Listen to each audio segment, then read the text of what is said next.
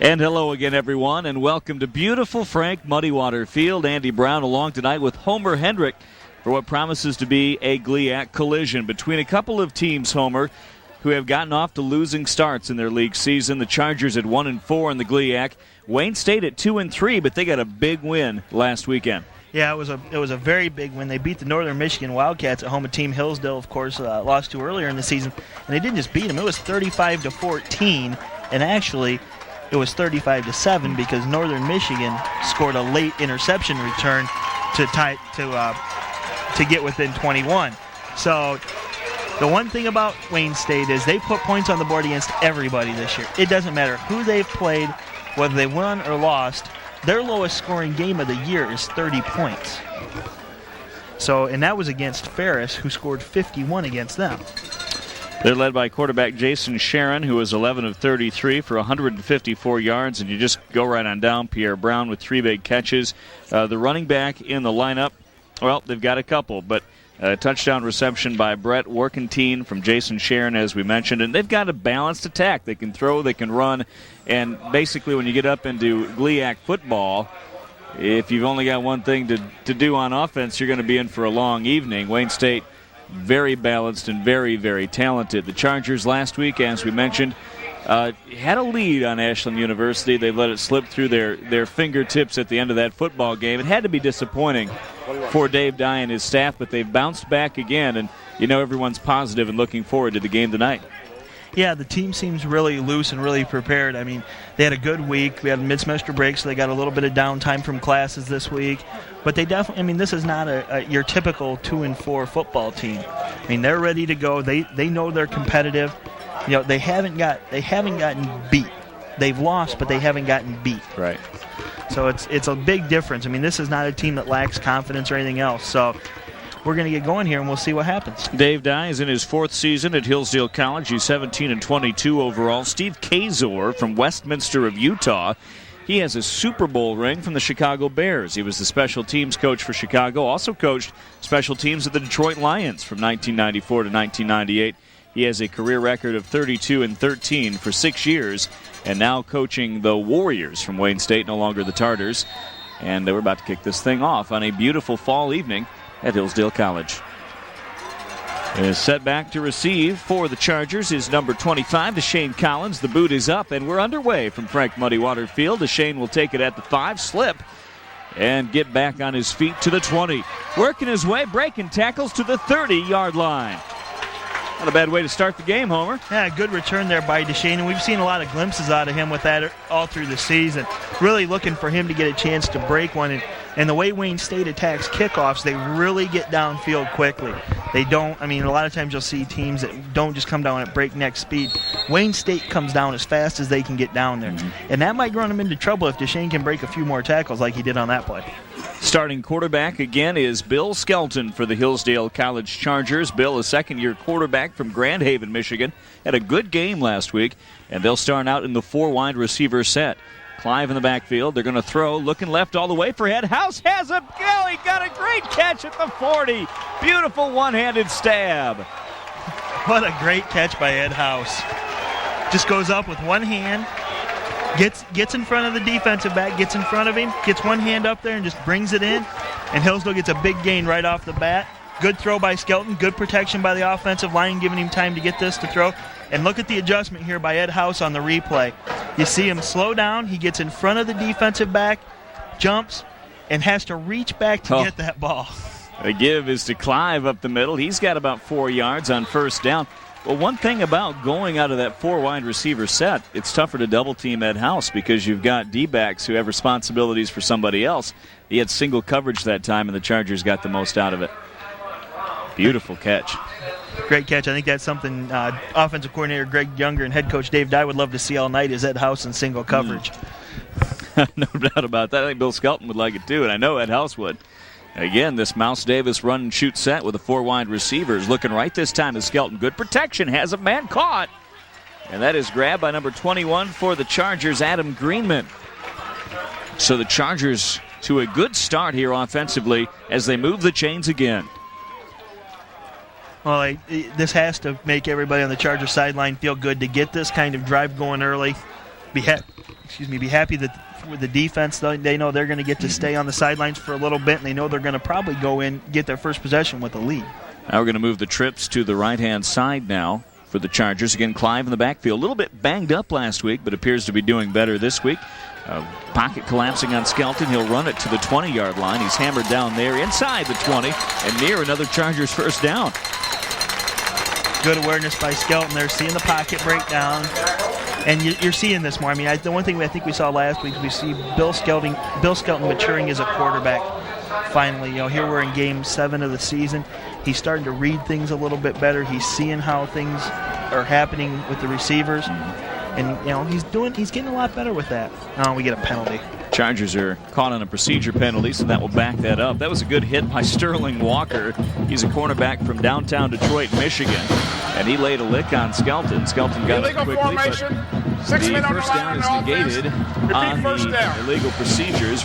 Repeat first down here, 1st and 15. Well, and this was something that plagued the Chargers a week ago, where these kind of penalties were their mental penalties. They're people not being necessarily sure of where they're going to be and what the snap count is and things like that. And those are the kind of things you can't have happen for an entire football game. Here we go. Chargers first down and 15 on the move here in the first quarter, just underway. Trips to the left side and House split to the right side. Skelton looking for House. Now dumps it underneath to Clyde. Clyde with a block down to the 30-yard line. Gain of about 4. They just about negated the penalty and will move to second down. Now, Bill Skelton got some pressure there pretty quickly, but he did a nice job seeing Clive. And that's a good thing for Bill to be able to do, is pick up his running backs coming out of the backfield. But you see he's going to take a pretty good lick here. You're going to see 2 Wayne State players come in. I think it was 9 and 59. Let me look on my sheet here. 59 is Tywan Brown, and number 9 is Daniel Stuckey. So, pretty good look there. And Tony is split to the left side. They're going to throw to that Tony over there. Gain of a couple on the play. That'll bring up a 3rd and about 8. He is the offensive captain, a fiery player from Toledo, Ohio. He's been a little banged up this year, hasn't he, Homer? A little bit banged up. Theron's a guy who plays hard, and he plays hard every day. And he comes ready. Like you said, he is a fiery guy. He's a good leader type of personality. But you do get banged up, and when and sometimes you can't be in there every snap when you do. A little bit lighter crowd on hand tonight. You'll notice there's no pit posse in the north end zone. That's primarily due to the fact that the kids, or most of them at least, are on fall break. So a lot of the kids have went home over the weekend. They're looking for House on the right side. Into the end zone, incomplete. He nearly made another great catch. Good coverage laid down by number 4, the D-back on that side, Shaun Black from Detroit, Michigan. And that'll bring up a 4th down, and a Blake Barisic attempt coming up. He's coming on the field. Yep, we're going to see Barisic. Barisic is among the national. We're going to see a replay here. Just not enough, just maybe a little bit underthrown, but again, a good attempt by House to get that ball, and I think he did come out with it, but by the time he hit the ground, it was gone. About a 45-yard attempt, and he gets it partially blocked, and that's going to be no good for the Chargers. So they got off to a solid start moving the football, but they are unable to capitalize on it, and the Chargers defense will take to the field for the first time at the 12:32 mark. We are scoreless at Hillsdale College. Oh, and a big penalty there. Yeah, right. Andy, that set us back there. And that's the kind of things that you can't have happen when you're trying to get a drive, trying to establish yourself. You can't afford that kind of penalty. Got the feeling that Skelton's confidence was building as that drive continued, but they hit a brick wall after the penalty call. Quarterback for the Wayne State Warriors, Jason Charron under center, and he'll pitch to the right side to number 20, Thabiti Williamson, has the corner and near a Warrior first down. Well, Williamson's one of the top rushers in NCAA Division II right now. I think he's 3rd overall. Something around there. He's top 5 in the country in Division II, but a very explosive running back, and definitely makes that passing game so much easier for Wayne State. Takes the pressure off the pass. He went out of bounds about 4 yards shy of that first down marker. 2nd down and 4 coming up. Ball on the 27-yard line. Wayne State in the I formation, slot formation to the left side. Now they'll motion Pierre Brown to the right side. Charron back to throw, looking for Brown, the motion man. Bayline with coverage, and we're incomplete, and it'll bring up a 3rd down. Well, that's definitely the guy that Charron likes to look for. Pierre Brown's been a big play guy for Wayne State all year. He's caught 32 balls for a 22.9 yard average. So they're definitely looking to go down the field with him, and they're looking to find the end zone because he scored 10 times. Boy, he's got an average over 20 yards. He went in motion that time, and Bayline with good coverage sticking with it. 3 receivers set this time with a slot formation to the right side. Pierre Brown in motion to the far side. Charron rolling right, getting pressure, now whipping the ball. It's picked off. Across the 40 to the 35, down to the 30, inside to near the 25-yard line.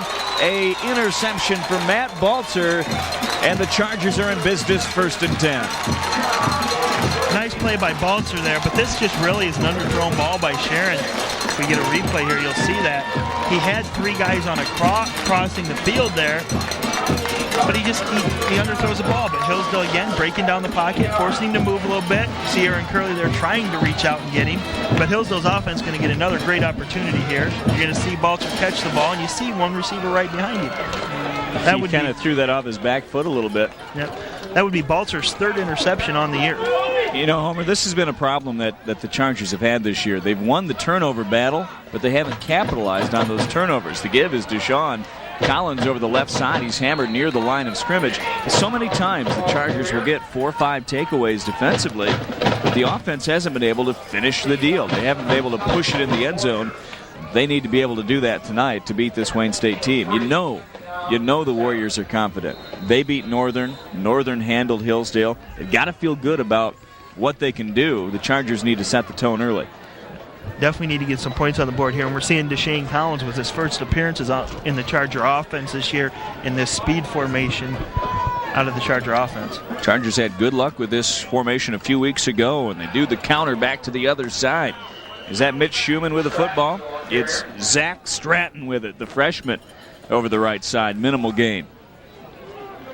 A little bit of gain here, but just good to see the Chargers go back to that for a couple plays. It seems like after they were worried people were maybe getting used to seeing it too much and they were worried that people were going to defend it, they kind of went away from it the last couple weeks, and it was a very effective set for them in their victories this season. Mm-hmm. Well, we're seeing it here early in this football game. Here we have it again with Kurgis, the fullback, Deshaun Collins, the right wing, and then Zach Stratton, the left wing. Skelton under center. We've got Ed House out in the corner. Minimal coverage again, throwing it in the end zone. Oh, he can't come up with it. And it'll bring up a 4th and 7. Yeah. You know, I think down there we're hearing the Wayne State coaches hollering a little bit about an offensive pass interference, and I don't know whether Ed didn't give a little bit of a push there to maybe clear things up, but another chance where the Chargers go for a big play there and didn't quite get it. So I like that, though. I want to be I think that it's a good idea to be aggressive and take chances with your skill players like Ed House. Oh, I cannot disagree. The kick is up. The kick is long enough. The kick is no good, wide right. And at the 10:49 mark, the Chargers squander yet another great opportunity deep in Warrior field position. We're still scoreless. And here's the play. We're going to get a little replay on it now. See the ball, and the great part about that speed set is it does kind of isolate your receivers, and especially when you got somebody like Ed House out there. But you see, I think we just might have missed it, but you see the defensive back falling down as House comes through. You really couldn't see the contact there, whether it was just incidental or whether there was something on one player or the other. But despite the fact, though, that they didn't score there, you've got that stuck in the Warriors' minds that we're going deep tonight. The Chargers are going to be aggressive on the corners, and that's going to keep everybody honest, especially to that number 80 side.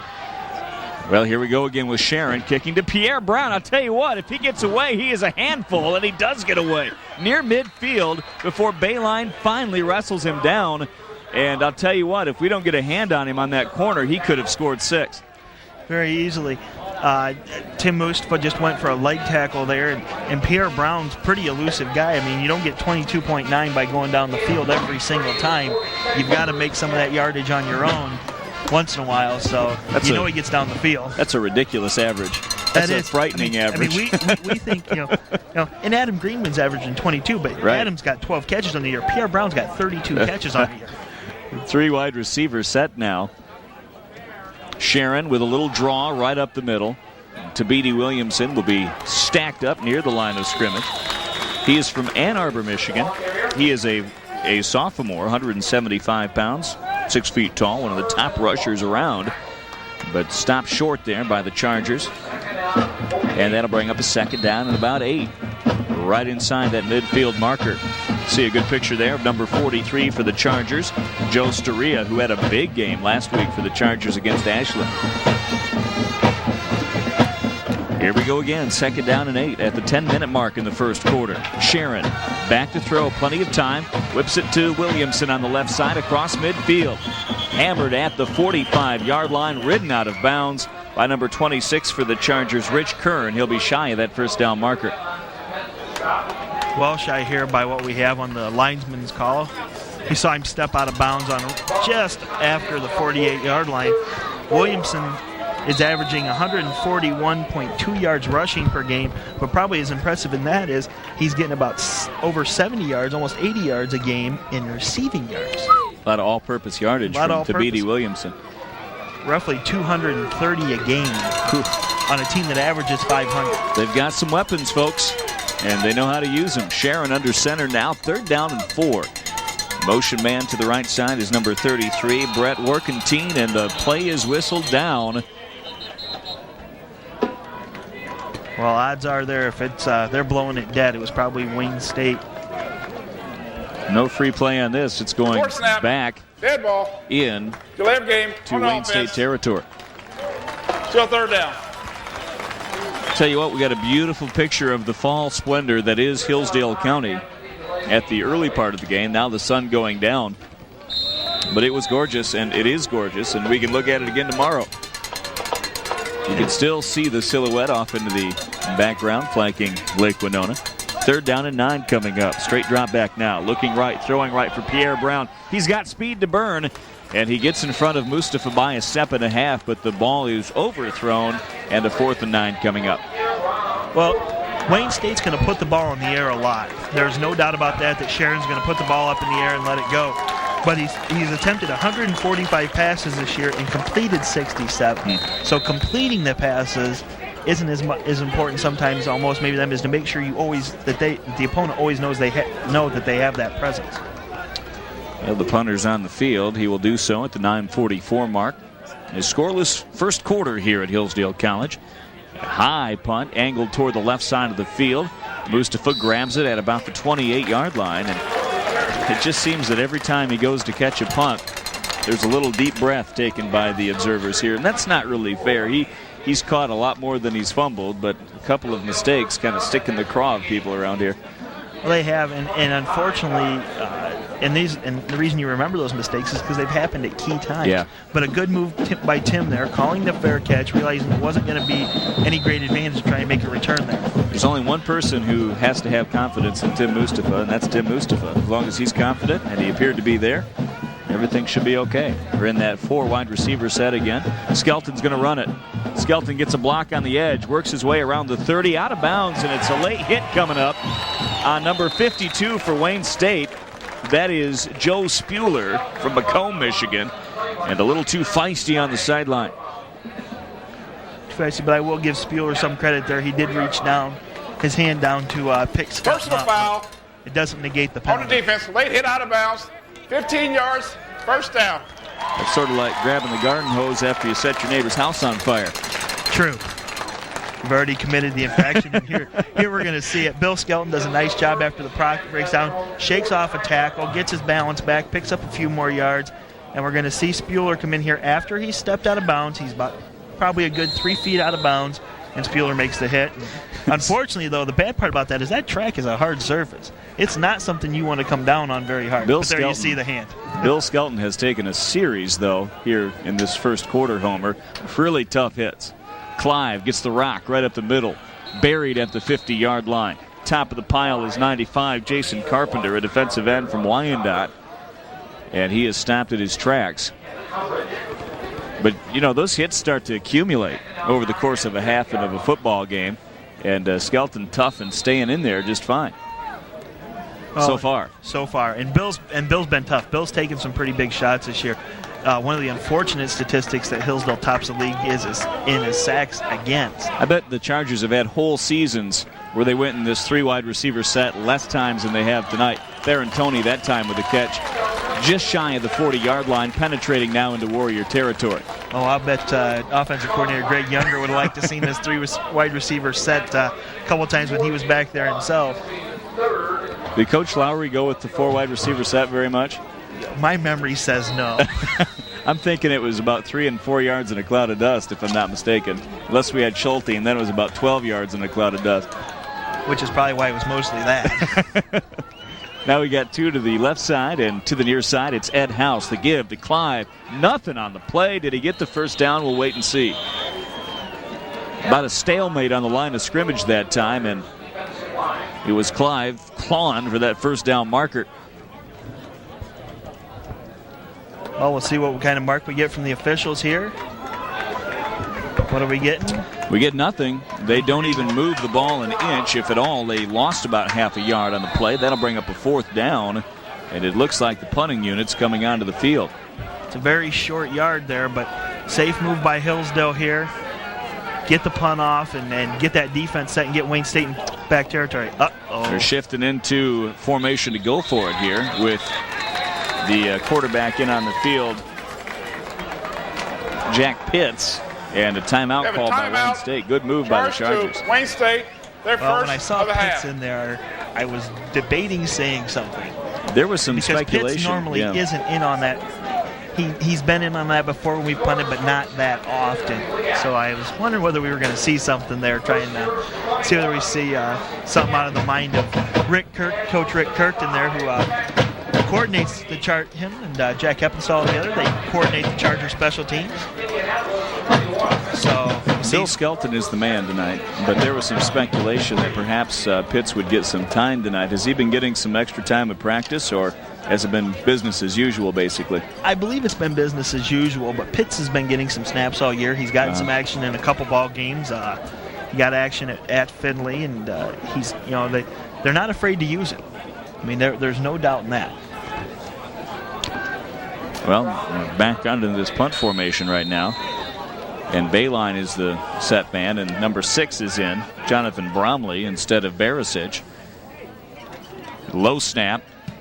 Bromley grabs it, and a high kick into the left side corner.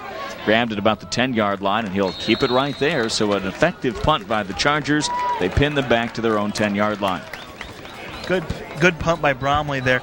Wayne State did not get a lot of pressure across the line of scrimmage. It was almost like even though they saw the personnel changes, they still had it in the back of their mind that Hillsdale might try and pull something. So that might be something that's to Hillsdale's advantage, because Bromley's been getting a lot of pressure this year, and it's shown the last couple of games because he really hasn't gotten off any big punts. Well, and to sort of entice Wayne State into burning one of those timeouts, no small thing either. Those can come back to haunt you at the end of a half. First down and 10 at the 10-yard line. Give right up the middle to Thabiti Williamson. He gets it to about the 18-yard line before he's drugged down by, among others, Nick Bayline. And that'll bring up a 2nd and about 3. Good movement down the line there by Kevin Krieger, though, to help on that effort for the Chargers, too. Chargers need to make sure that they keep an eye on Williamson all night. I think if they can keep Williamson under control a little bit, it'll be easier to control that passing game. 2nd down and 2, we'll call it, coming up. The give is to Williamson right up the middle. Slips at tackle, works his way to that first down marker, and it appears that he has it. Ripped down by number 16 for the Chargers, Kevin Krieger, among others. And he does move the chains, 1st and 10. Well, Hillsdale can't get in a situation where they're looking at 2nd and 2 an awful lot against this Wayne State offense, because that'll really allow the Warriors to air the ball out. Hillsdale definitely wants Wayne State to be looking at 2nd and 8 and things like that, so they can kind of get a more typical game plan maybe out of the Warriors coaching staff. 3 wide receiver set now with the slot to the near side. And they fake the draw. Now Charron to throw, looking over the middle. Incomplete, intended for number 33, Brett Workentine. He's from East China, Michigan. And he is a senior, 6'1", 205 pounds. The ball a little bit overthrown. Yeah, we haven't seen a lot of accuracy out of Charron tonight, but seems to be in a hurry. Yeah, always in a hurry. And Hillsdale really hasn't gotten as much pressure on him as they've gotten on quarterbacks throughout the season. I mean, he's been, of course, if I'd watch game tapes, especially that Saginaw Valley game, I think I'd be worried. The tight end is in motion now to the far side. Charron in motion. Throwing over to that motion man, shy of the 30-yard line. Number 86, Houston Julian from Roseville, Michigan. A senior, 225 pounds, big tight end over there. And a gain of about 8 on the play. Pretty good sized kid. Nice tackle, though. Nice open field tackle by Nick Bayline. Just took his legs out from underneath him, got him down. Nick Bayline's been one of the Chargers' more consistent tacklers throughout the season. Yeah, Coach Dye and I talked last Sunday morning on WCSR that Mr. Bayline's going to hurt somebody before the season's over. And I noticed that Houston had to hobble off the field on that play. Bayline's half his size, but he knows how to lay the sticks. Shotgun formation on 3rd and 3. They swing it out to Williamson. He's got a blocker to the 30, to the 35, down to the 40-yard line. First down for the Warriors. Boy, tell you what, he left about 3 or 4 Chargers in his wake there, and Hillsdale was broken down. I mean, they were ready to tackle him, and he just gives him a little shake, and he's gone. And that's something Hillsdale is going to have to try and work around, but Hillsdale got some pressure on there. Todd DeVray nearly slapping the ball out of the air. You see Krieger's ready. Just a little bit of a lean, though, and Williamson immediately takes advantage of it. Slows down again. Gets a block here on Tim Mustafa a little bit. Get a little bit of block there. Tim can't get through. And again, another little shake. He's got what the coaches like to call the shakes. Charron throwing to the right side. Looking over there for Brown. It's picked off by Mustafa. He's got it at the 25, and then 2 penalty flags litter the field. Well, we're going to have 2 penalty flags here. I wonder whether they're the same thing or different things. We'll get a little bit here. That's Tim Mustafa. I believe it's his 4th interception on the season. And that's going to help him jump right up among the leaders in this conference. But Charron again with happy feet. He had time in the pocket. He launched it early, overthrew the wide receiver Pierre Brown over there on the right side. We have a personal foul, face mask, 15 yards from the spot of the foul. Be first down. They get Pierre Brown for the face mask after the catch by Tim Mustafa, so the Chargers will have sterling field position again at the 40-yard line, where they'll take it 1st and 10. We're scoreless at the 5:43 mark, the second turnover of the quarter for Wayne State. The Chargers need to shove this one into the end zone. Yeah, the Chargers really need to get in the end zone. No offense to Blake Barisic here. I'm confident that Blake will hit a field goal, hit his next attempt, but Hillsdale needs a touchdown here just for this offense confidence. They've moved the ball, but now they need to show they can put it down. Rolling right is Skelton, looking out there for Tony. He's got it inside the 40 to the 45-yard line. Spotted just inside the 45, so gain of 3 or so on that first down. Chargers throwing early and often in this first quarter. And unfortunately, part of that is because they've been unable, even in that speed formation, to get the running game going. No, but this is a little bit more typical of what we saw at Hillsdale last year with Kyle Kiefer back there. Maybe this is just a growing confidence with Bill Skelton in throwing the football around. I'm trying to get into basketball season already, Andy. That's all right. Shotgun formation. Clive's got it over the left side. Very little there. He's stacked up at the 45-yard line. In on the play near the bottom of the stack, number 90, Greg Smith from Ann Arbor, Michigan. And that'll bring up a 3rd down and 7. See a little bit of frustration there out of Clive. He really hasn't gotten the holes that he has seen earlier this year. And he might not be quite as explosive as he's been. He might still be a little bit hampered. It doesn't look like much, but you don't know what's going on down there. I hear the Chargers have either started or are about to start basketball practice. Tomorrow, first day, October 15th. I bet Coach Dalma is absolutely chomping at the bit to get started. Slant route to House is incomplete. Good coverage by Sterling Walker from Detroit, Michigan. And that'll bring up another 4th down and another punting situation. Pretty good coverage. We're seeing Ed House go off the field there. He's hobbling a little bit. My guess is he probably just came down hard on his knee. Can't really notice how he's hobbling, but Paul Beecher will take a look at him, and we'll pay attention to see whether he comes back in, and we get Brownlee back to punt. Wonder how many knees Paul Beechler has looked at during his tenure. That would be a number I would not even hazard. Are we into to the guess. Thousands? I would think so. Juke is made across the 30 down to the 35-yard line. Nifty return there for number 83, Roger White from Sterling Heights, Michigan.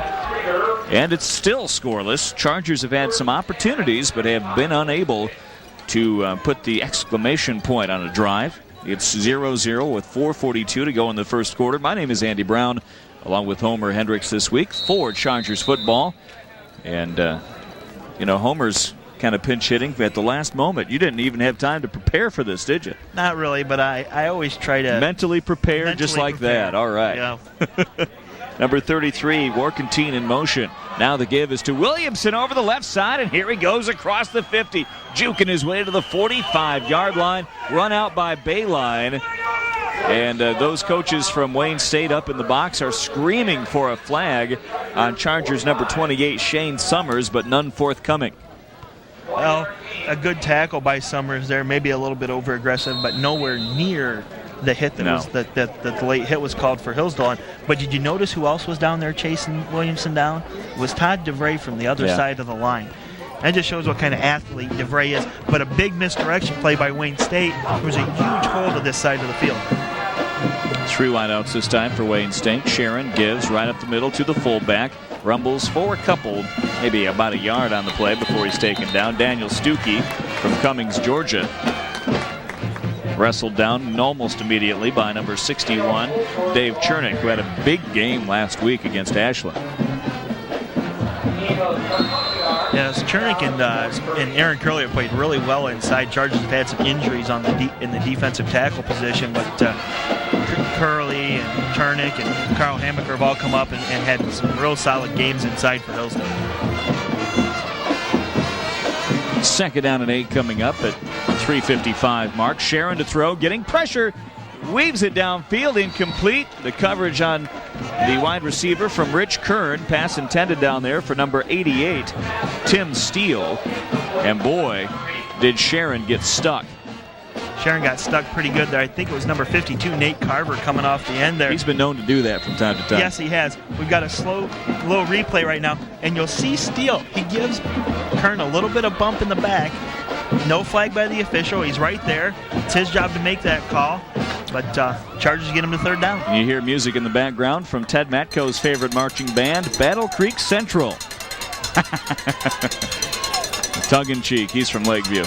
Pressure on the quarterback as he boots right. Charron looking downfield. Nowhere to go with it. Ridden out of bounds. Well shy of the marker.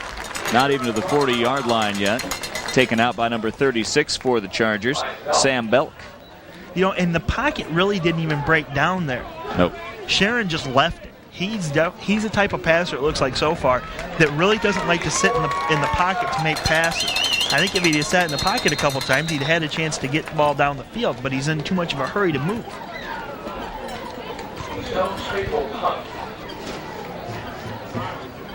So, Wayne State forced to punt again. We've seen a lot of these punt units tonight. I think more than either coach would like. Good snap, and the punt is away. Mustafa will call for the fair catch and take it at the 15 before dropping it. And let's see what gets sorted out here. Wayne State football? Yeah. Going to give it to Wayne State. This situation where the ball slips through Mustafa's arms and goes right off his knee and shoots right out. Now here's a spot where Hillsdale's defense really has to prove their mettle. You see him calling for the fair catch. Not really any pressure coming in on him. Gets the arms. He gets the arms up. He's ready. He looks calm, comfortable, and relaxed. The ball comes in and goes right through him. And unfortunately, we talk about that because that isn't the first time. That's probably about the 3rd or 4th time that's happened this year, Andy. And this is probably the worst yardage situation the Chargers have been put in off of it. And now Hillsdale's really got a chance to come up big defensively here. Chargers in a hole. We'll see if they can dig themselves out of it again. Charron rolling right, plenty of pressure. Tries the handoff inside. Good tackle made by the Chargers number 43, Joe Spuhler. And I'll tell you what, if he breaks that tackle, Williamson could be gone again. He's like lightning in a bottle. Once he gets going, he's tough to bring down. Yes, he is. And a great play there by Joe Spuhler in the middle to make that play for Hillsdale. And besides just moving the down to 2nd down, they pushed the Warriors back a little bit, now outside that 20-yard line. You're in this part of the field, every yard counts. Big number 85, Chad Finkbinder in motion. They throw it to the right side, incomplete, intended out there for Warkentine. And 3rd down coming up in 16. Yeah, a lot of pressure there by Todd DeVray. It's the first really good pressure I've seen DeVray get. I mean, he's nearly made a few plays back there, but that was some serious pressure coming off the end. He really got around his man quickly. So here you go. You asked for a big defensive stand, and now here's the chance for it. 3rd down and 16 at the 3:05 mark. We're scoreless in the first quarter. Wayne State and Hillsdale football from Frank Muddywater Field. The throw is a screen pass. Caught by Williamson. He's down at the 20, well short of the first down.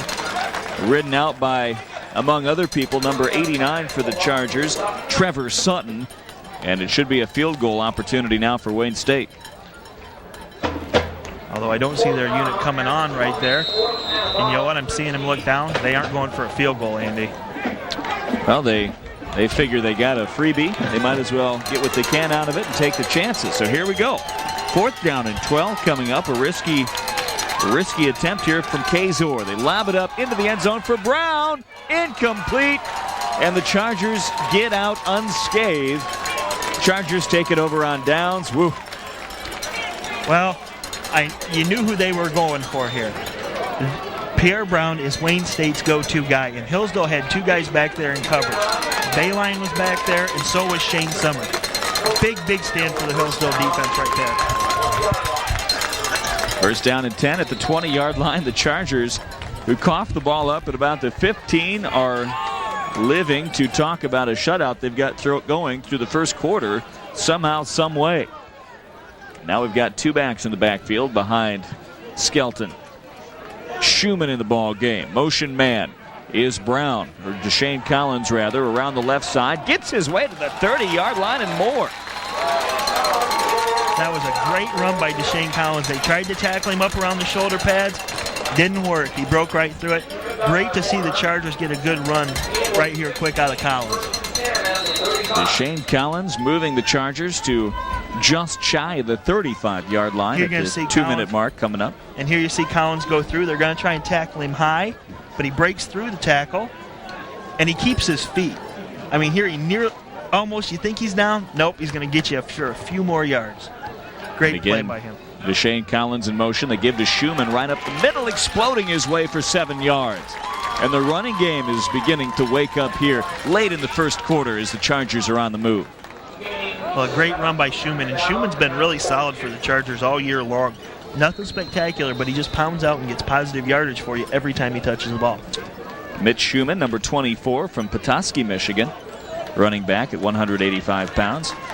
As Ted Matko and the gang in the truck have the graphics up on the board again. Nicely done, guys.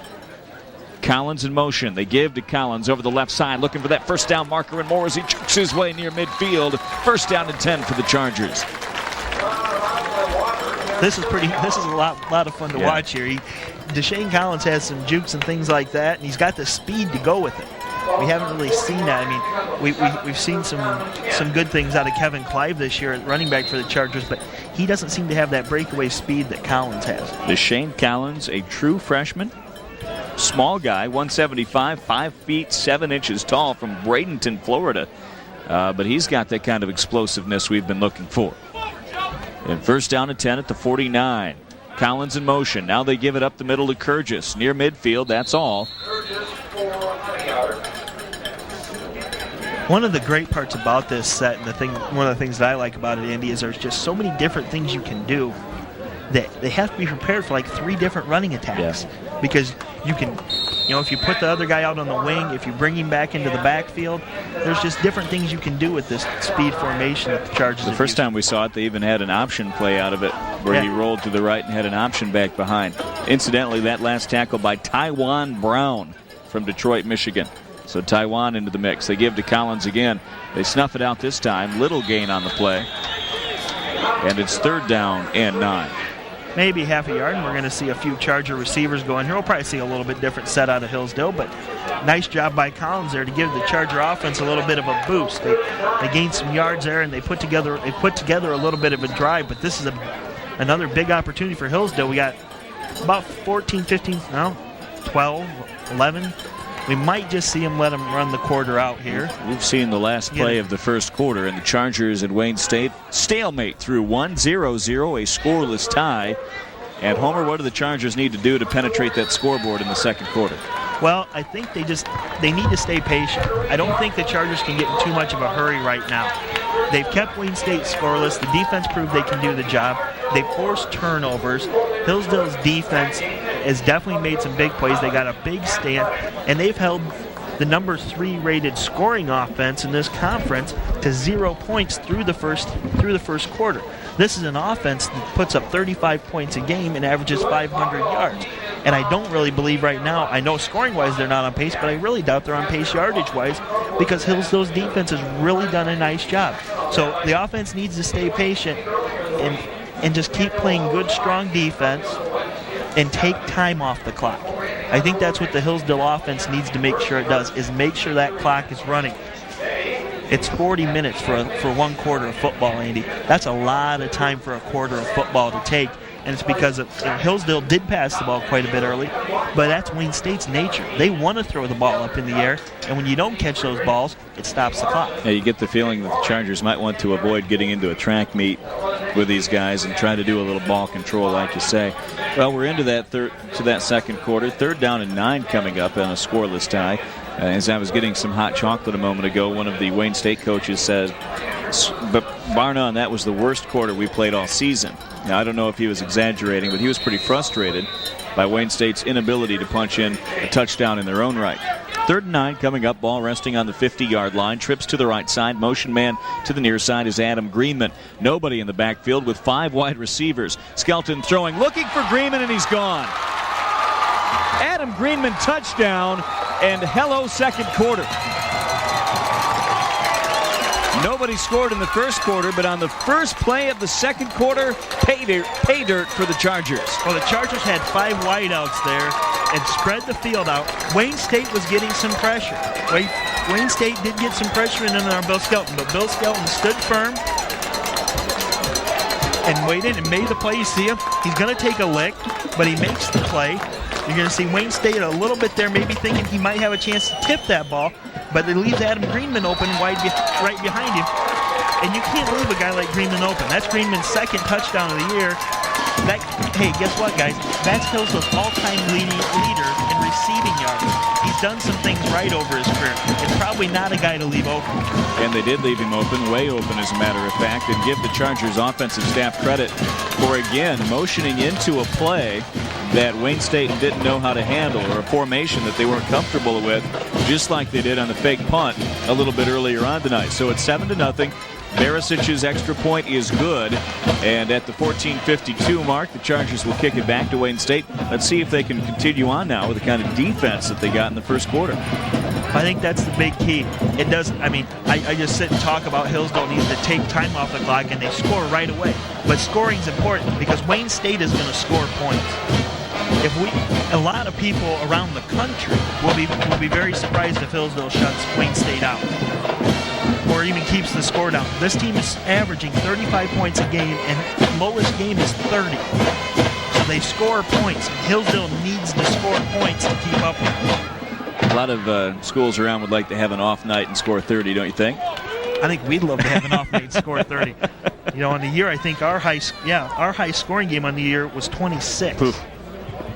It just goes to show you the kind of style of football and the kind of athletes that Wayne State rolls out onto the field. Chargers with that little cluster fake onside, and now they'll back it up into the conventional kickoff look. Just underway in the second quarter. You're in tune to Comcast Channel 19 for Chargers football. Thanks for coming along on a beautiful October evening in Hillsdale County. Ball is grabbed at the 5, and here we go. Number 20, Williamson has a seam. He's that big running back across the 40 in good field position for Wayne State. Thabiti Williamson kind of snuck him into that kickoff return, and he made something special out of it. Well, Williamson's definitely a devastating runner for him, and he's been returning kicks for most of the year. Between him and Roger White have returned a majority of the kicks for the Warriors, and he's averaging 23.8 yards, which, you know, that's pretty solid, and you can see how things can build on him with a big run like that. Wayne State's got pretty good field position. Check the fullback. Check the size of number 97. That is J.L. Holdsworth, 5'11", 230 pounds. He's a blocking fullback. They're looking downfield to throw. Looking for Brown down there. Mustafa jumping, can't grab the football. Incomplete, intended for Pierre Brown. Yeah, and Hillsdale had 4 defensive backs back there. The minute that pass goes in the air, Hillsdale's defensive backs are sprinting back there to try and catch up with that play to keep those plays down as much as possible. And I'm sure that's in the plans of Hillsdale's defense coordinator, Kim Courtwright, who turns his back to us the minute we put the camera on him. You get the feeling that when the ace back is J.L. Holdsworth, you get the feeling Wayne State might be throwing the football. Just going out on a limb. They're motioning down to the near side. He's back in the backfield again. They're throwing to Pierre Brown, and a penalty flag flies. Pierre picks it up, but the play is whistled dead. Trying that zero hitch route, and I think we got another procedure call. I think it's going to be another procedure call. I think that was really probably a forward pass, not by much, but I do believe it was a little bit of a forward pass. A little legal motion there, and second time Wayne State's been caught on this today. And they've got to be aware of that. This is great for Hillsdale because anytime that they can set Wayne State back and Wayne State doesn't get a chance to make a play, that's got to be great for the Hillsdale. It'll be illegal shift on the offense. The illegal shift is the official call. Repeat, second down. I love the field, Mike, Andy. Yeah, I just talked over it, which is a no-no. Ted will scold me, admonish me. Sorry, Ted. I will no longer trample over your field, Mike, because you work so darn hard to get that thing going. Shotgun formation now. 2nd and 15. Ball at the 38-yard line. Wayne State heading backwards. Charron gets a high snap now throwing down the field. Caught near the first down marker. Great grab by Roger White of Sterling Heights. And he has a first down. Good pass there. That was Charron just stepping up. He stayed in the pocket that time. The pocket didn't collapse. They forced Todd DeVray around it. They didn't. DeVray. I really thought DeVray was going to have a good chance there, but the tackle just pushed him right around Charron, and he completed a big pass there. It was a big play for Wayne State. You get the feeling that Wayne State wants to get really aggressive here in the second quarter. They are thirsty for some points. They're not used to being shut out in a quarter. They throw into the left side, caught by number 88 by the Chargers, and another first down for Tim Steele. And again, finding soft spots in the coverage. And really just a quick one and pretty well executed that time. Well, I think Hillsdale's real goal is to keep Wayne State's receivers in front of them and make this game last. Make the time run. Obviously there that's not good because they get out of bounds. But anytime they can keep the ball between the out of bounds lines and they can keep the clock going, it's definitely to Hillsdale's advantage. You've got DB Williamson in the backfield. 2 wide receivers in a slot formation to the near side. Williamson with it, breaking tackles across the 30. He could be gone. He's at the 10. He's inside the 5. Ridden out of bounds inside the 5-yard line. Wayne State is in business near their own goal line. They're going to stop him right in front of the goal line, and good hustle by Shane Summers getting down the field there to make that play. But that's the kind of moves that Thabiti Williamson can make. He's very athletic. He just kind of bounced around a little bit there, got around the corner, and he was gone. There was no way. Hillsdale's going to have a lot of trouble catching up to him, but good pursuit by Shane Summers there, the freshman from Providence Catholic High School out in the Chicago area. Good play there. Williamson is in the backfield again. He gets the football right up the middle. I think he might be short of that goal line. Good job by, I think it was Chernick and Matt Baltzer getting across the line of scrimmage there for Hillsdale to snuff that play. But Hillsdale's defense, and here's another chance. We've got to make a stand here. This would be to force them into a field goal situation or to get them to 4th down here. Not let them punch us in on 1st or 2nd down. And there we see the tackle being made. And Hillsdale got a lot of penetration across the line of scrimmage there. And this time the quarterback will try to sneak it. He stopped well short of the end zone. Oh, they're going to give it to him. Oh, they're going to give it to him. They're going to give it to him. And I don't know. Maybe the ball was spotted a lot closer than it looked like from up here. But I really didn't seem like Jason Charron made that much progress into the offensive line. But the referees made the call. Not a lot we can do with it up here. Sorry, folks. I misread it all the way. It looked to me like he didn't make it, but apparently he did. The refs had a much better look than did I. So it's 7-6 at that 13-18 mark. The kick is up. The kick is good, and we're tied. And I'll tell you what, as the first quarter was a low-scoring affair, in fact, a no-scoring affair, the second quarter has been exactly the opposite. 2 touchdowns within the first 2 minutes. Yeah, exactly, Andy. We've got 2 minutes off the clock. And I think we've probably seen more total yardage out of Wayne State in those 2 minutes than we'd seen up till that point. Wayne State builds that up. They're trying to wear Hillsdale down. They're trying to get an idea of what Hillsdale wants to do defensively. Seeing Rick Kirkton there getting the special teams group ready to go. A big return here would be good for Hillsdale. Get Hillsdale some good field position to start the first real drive for them in the second quarter. They scored early in this second quarter, but this is their first chance at a drive to really get something done. Never see Coach Kim Courtright, and I'm sure he's not very happy with his defense right there and not satisfied with the play that they just had down that let Wayne State get that first score on the board. See him pointing around and things like that. He's definitely not happy. Trying to relay some things and get that defense fired back up. He is a fiery fellow, to be sure. Coming via Tri-State University to Hillsdale College. DeShane Collins is deep to receive for the Chargers, and he's already put a mark on this football game. Been the Chargers' big running threat so far today. And Wayne State's going to do the same type of action that Hillsdale does, except I actually did on tape see them kick out of this formation, Andy. So they will actually kick out of this formation. Kyle Strongen boots it away. DeShane Collins pushed back to about the 7-yard line when he'll take it. He's got a seam, boy. He cuts it outside to the 30. Works his way to the 33-yard line before he's ridden out of bounds. DeShane Collins with another exciting performance. Good work there by Hillsdale. They attacked the Wayne State on that look. I saw Wayne State do the exact same thing against Northern Michigan, and they got tremendous penetration downfield. Northern Michigan was standing there last week while Wayne State just ran right by him. And here we're going to see Collins. His head's up the whole time. He's looking for some blockers. He's looking for that seam. He finds the seam, and he gets through it. Great work by DeShane Collins. Well, here we go again now. Chargers with the football. 13:09 to go in the first half of action. They'll go trips to the right side again. Ed House split to the near side. In the backfield is Sean Kurgis for the Chargers. Skelton fading back, looking for House. Has him. Bounces off his hands. Incomplete. Coverage by number 27 for Wayne State. Pre-safety Sal Warner from Utica. The ball was thrown a little bit behind House, but that's a play Ed House has to make. And these are the kind of plays that Hillsdale has to make to keep Bill Skelton in a confident mode throwing the football. I mean, he's making the plays. He's making the reads. He's doing a very nice job with that. He read the situation. He knew he wanted to get House, and it was very open on the slant, but it just bounces off House's hands. So it'll be second down and 10 for the Chargers. Chargers very aggressive in their play calling tonight. They'll throw it again on second down. Skelton looking for the screen. Has Sean Kurgis working across the 35 to about the 36-yard line. Chargers will be about 7 or 8 yards short. Maybe 6 or 7 yards short of that first down marker. Yeah. Good read, though, again. The evolution of Bill Skelton as Hillsdale's quarterback. I don't think he made that same read 5 weeks ago. He makes that read now, and Hillsdale gets some positive yardage out of it, where maybe 5 weeks ago he was taking the hit in the backfield. Now he's making that read. He's dumping it off to the running back. He's throwing it away.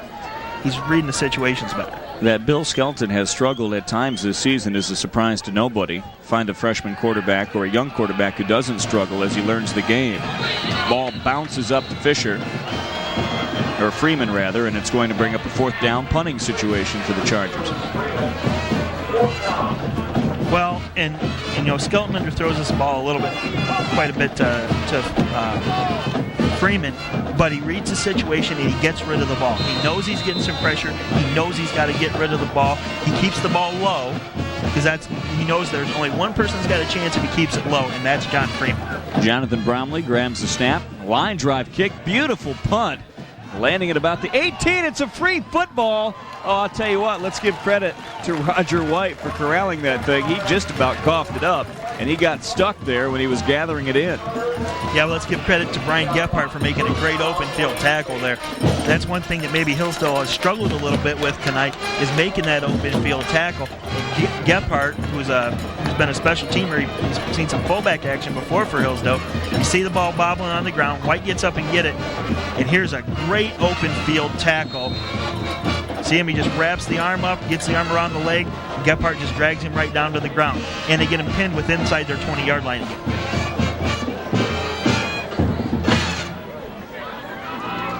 Charron looking left, throwing left. Caught, number 88. And he'll be stacked up after a 5-yard gain. Tim Steele again with a catch. Well, you're seeing Wayne State maybe go to a little bit more of a conservative passing game here, and maybe it's to build Charron's confidence to get him into a mode where he feels comfortable throwing the ball down the field, because they went down the field right away, and he didn't have a lot of success with it. In fact, most of his better passes have been a shorter pass, maybe 7 to 8 yards, and then the receiver picking up the rest of the yardage.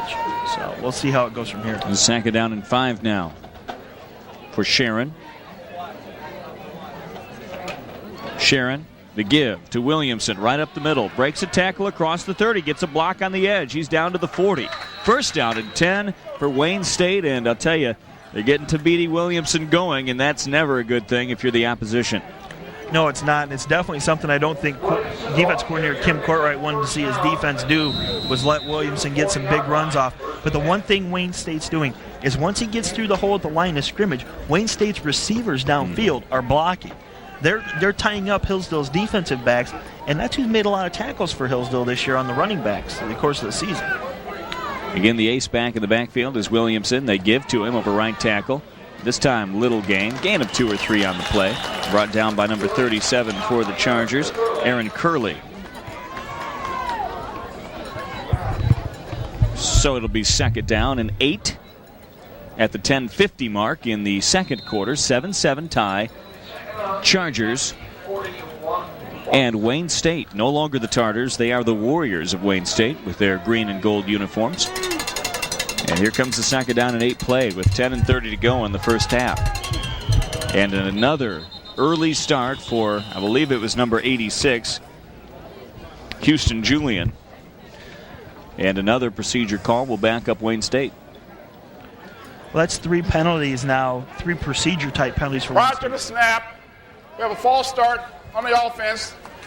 5-yard penalty, still second down. That's about the 3rd penalty I believe Wayne State's had like that, Andy.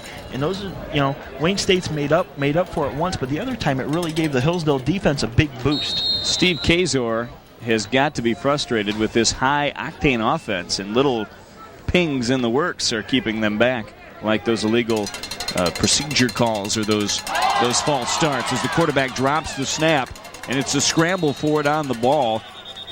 Scramble, you get the beanbag down to mark the yardage, and they're going to pull the pile off. I do believe Wayne State's going to retain possession, but good thing for Hillsdale there.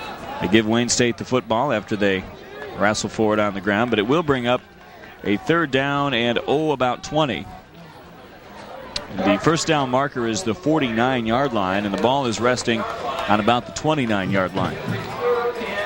Well, and Hillsdale was definitely dropping back into pass coverage there. The linebackers were dropping back, and they were only rushing 4 people, but good pressure. 3rd and 20 coming up. Charron into the pocket. Plenty of time to throw. Kicks it left side to Williamson. Looked like an illegal block over there. It won't matter. They corral him nicely on the right side. And another great play by the number 36, Sam Belk, for the Chargers. Belk's definitely making some big plays for the Chargers. Good pursuit down the line. That was Belk, DeVray, Tim O'Malley was another player in there for Hillsdale, and they didn't let Williamson start turning upfield. They made him think east-west instead of north-south, and once you get the running back to do that, you're usually in good shape. The longer you can string that out, the more time you have for your backers to come over and help out as well. If you're a defensive end, that's always a key part of your job. So another punting situation. The Chargers hold defensively. Another solid punt. Mustafa to take at the 35-yard line. He trips his way across the 40 to the 41-yard line, but the Chargers will take it first down and 10. Interesting that the Chargers continue, and I think it's an interesting thing to talk about. Mustafa has fumbled over the course of his career 4 or 5 maybe punt returns. They continue to let him do it, showing their confidence in him. You think that there could come a point, though, to where they say, you know what, Tim? We know you're a good player. You're a great athlete. You can catch that ball all day long. But we know that you've got a little mental qualm about it. Why don't we let somebody else do it for a while? Is that point ever going to come? I don't know. You got to wonder about it, though, Andy, because he has struggled with it this year. Agreement again into that five wide receiver set. Skelton in all kinds of trouble. Does get about 3 yards, though, on the play after he quickly got out of the collapsing pocket. Yeah, the pocket, the defensive ends were getting a lot of pressure around the end. Fortunately, the Charger interior line got the guards pushed out of the way, so there was a gap for Bill to run through there. That's a lonely feeling when you're the quarterback and there is nobody left back there at all. The first time we got a touchdown on it. Not so lucky this time. They go into it again. Greenman to the near side. 5 wide receivers. We're looking right. That's House. Cross the 50. First down at the 45-yard line. Good work by Hillsdale there. Good to see Ed House get that catch and bring it in. That's about the 4th time they've gone to House tonight, and it's awesome. I mean, last week a lot of us up here were scratching our heads, throw it to Ed. And, I think that the offensive crew kind of looked at it this week and said, you know what? No matter what, we're going to go to House. We're going to throw. We're going to get it to him. I know they've thrown some interceptions this year trying to force it to Ed House, but he's just too much of a threat not to use. Well, and all in all, the Chargers' biggest strength is their receiving. Yeah. They had a little diamond 4 wide receiver set to the near side, but before they could showcase it, big number 72 for the Chargers move. That's Brent Meyer over there at an outside linebacker and an outside tackle on that play. First down. Pretty frustrating there. Hillsdale, is showing an ability to move the ball offensively, passing the ball down the field, and they really can't get set back there. And we get 5 yards back. We're back at the 50 now. But Hillsdale definitely had something in mind there with that set to show Wayne State something different again, and they didn't get a chance to. We're at the 8:36 mark, 7 all time between the Chargers and the Wayne State Warriors. A game both teams, I'll bet, expected to win. Both teams expected that they could win, and an important game for both teams. The throw is to Tony. He just stone cold dropped it. And Theron Tony will be disappointed with that. He expects perfection from himself. Coverage by number 46 for the Warriors. Ed Youngs from Hastings, Michigan. That was the play Hillsdale wanted to run there. They were booting. Skelton was coming out of the pocket right away. It was a boot play. That's what they were looking for. They were looking for Theron Tony to be open in that situation. After their tape work, they see that's something that they can get from Wayne State. Tony's got to catch that football. That brings up a 2nd down and 15. 8:31 to go in the first half. 4 wide receiver set. Tony and House to the near side. Brown is up to the top side. Skelton gets away from pressure. Looking downfield for Tony. Bounces off his shoulder pads, incomplete. He beat the cornerback, George Gomez, and might had it caught him on stride, been able to walk into the end zone. Instead, it's a long 3rd down coming up. Long 3rd down for Hillsdale, but that would have been a good play. Good elusiveness there by Bill Skelton to get out of the pocket to try and make that play, and he threw the ball long enough. He put it, again, Bill Skelton's learning to put that ball where there's only one person that's got a chance to catch it. And the only person that did have a chance to catch that was Theron Tony. And, in fact, he should have caught it for the 2nd straight play. It bounced off his shoulder pads. Pretty good ball, especially, as you say, after the pressure for Bill Skelton to get off. So it's 3rd and 15 coming up now. 3 wide receivers to the near side. Good coverage again for Skelton. Looking downfield. Has Freeman down there. Incomplete, but penalty flags all over the field. Well, we've got one down here. We've got one on the other side of the field. We're probably going to wind up looking at the one on the other side of the field. I'm wondering, I don't see a real big reaction here. The ball's being spotted, being held down at the 36-yard line for some reason right now. We've got the field judge on the other side at about the 41. So it'd be interesting here to see what kind of calls we get from the officials. 2 penalties against Hillsdale. That's not what Hillsdale wants there. The one's a push, and I believe that was the one on the far side. 2 flags on the play. Ineligible man downfield. That's declined. Pass interference on the offense. That's also was declined. 4th down. Steve Kazor, the head coach for Wayne State, with a bevy of choices. Pick a penalty, Steve. You've got 2 to choose from. He decides to decline both of them. And that will force another long 4th down punting situation for the Chargers. Well, I think he just... A couple of missed opportunities on that drive, Homer. Yes, very much so for Hillsdale. I mean, and 3 penalties that Hillsdale just cannot have in that situation. Line drive punt. And this punt is going to bounce. Drop at the 10. This could be golden. It nestles at the 5-yard line. A beautiful punt for Jonathan Bromley. He had a tough game last week. And it was not a good weather situation last week, cold and windy. But this week he has been much, much more effective, and a beautiful punt there. Much more effective, and not necessarily the prettiest punt through the air, but it did wind up a beautiful situation for Hillsdale.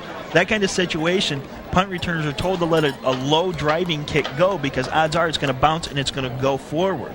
That punt hit the ground, and then it started curling off to the left and settled on the 5-yard line. Great punt by Brown. Well, the Chargers able to, at least, if nothing else, pin Wayne State deep in their own territory. 1st and 10 at the 5-yard line. And Charron will give to Williamson. No surprise there. Breaking tackles across the 10 to the 13-yard line. He is fun to watch, folks. Finally ridden down by big number 61, Dave Chernick. I think he'd be a lot more fun to watch if he weren't playing against us today. But, he's not a guy you can arm tackle. You've got to wrap him up. You've got to put 2 arms around him, around his waist, grab him together, and just pull him down. You can't try and reach out there with 1 arm because it's not going to work. 7:40 mark in the first half. 7:40 to go. Shotgun formation, 2nd and 3 coming up. Charron faked the draw. Now he throws it left side to Brown. Pierre Brown with a catch in the first down across the 20-yard line. Good job by Brown there. He just settled into his spot. And Hillsdale's playing a little bit softer. They don't want to let Wayne State get behind them. They want to keep everything with Wayne State in front of them defensively. That's part of the defensive plan tonight. And it's a pretty solid plan because Wayne State's broken off bigger plays. You don't get all those 500 yards a game because you're throwing the ball 500 yards in the air. You get them because you make runs after the throw. Motion man to the near side for Wayne State. The give is to Williamson over the left tackle. Ridden down in the backfield. Beautiful play by Storia again. Getting behind the line of scrimmage and really mucking things up back there.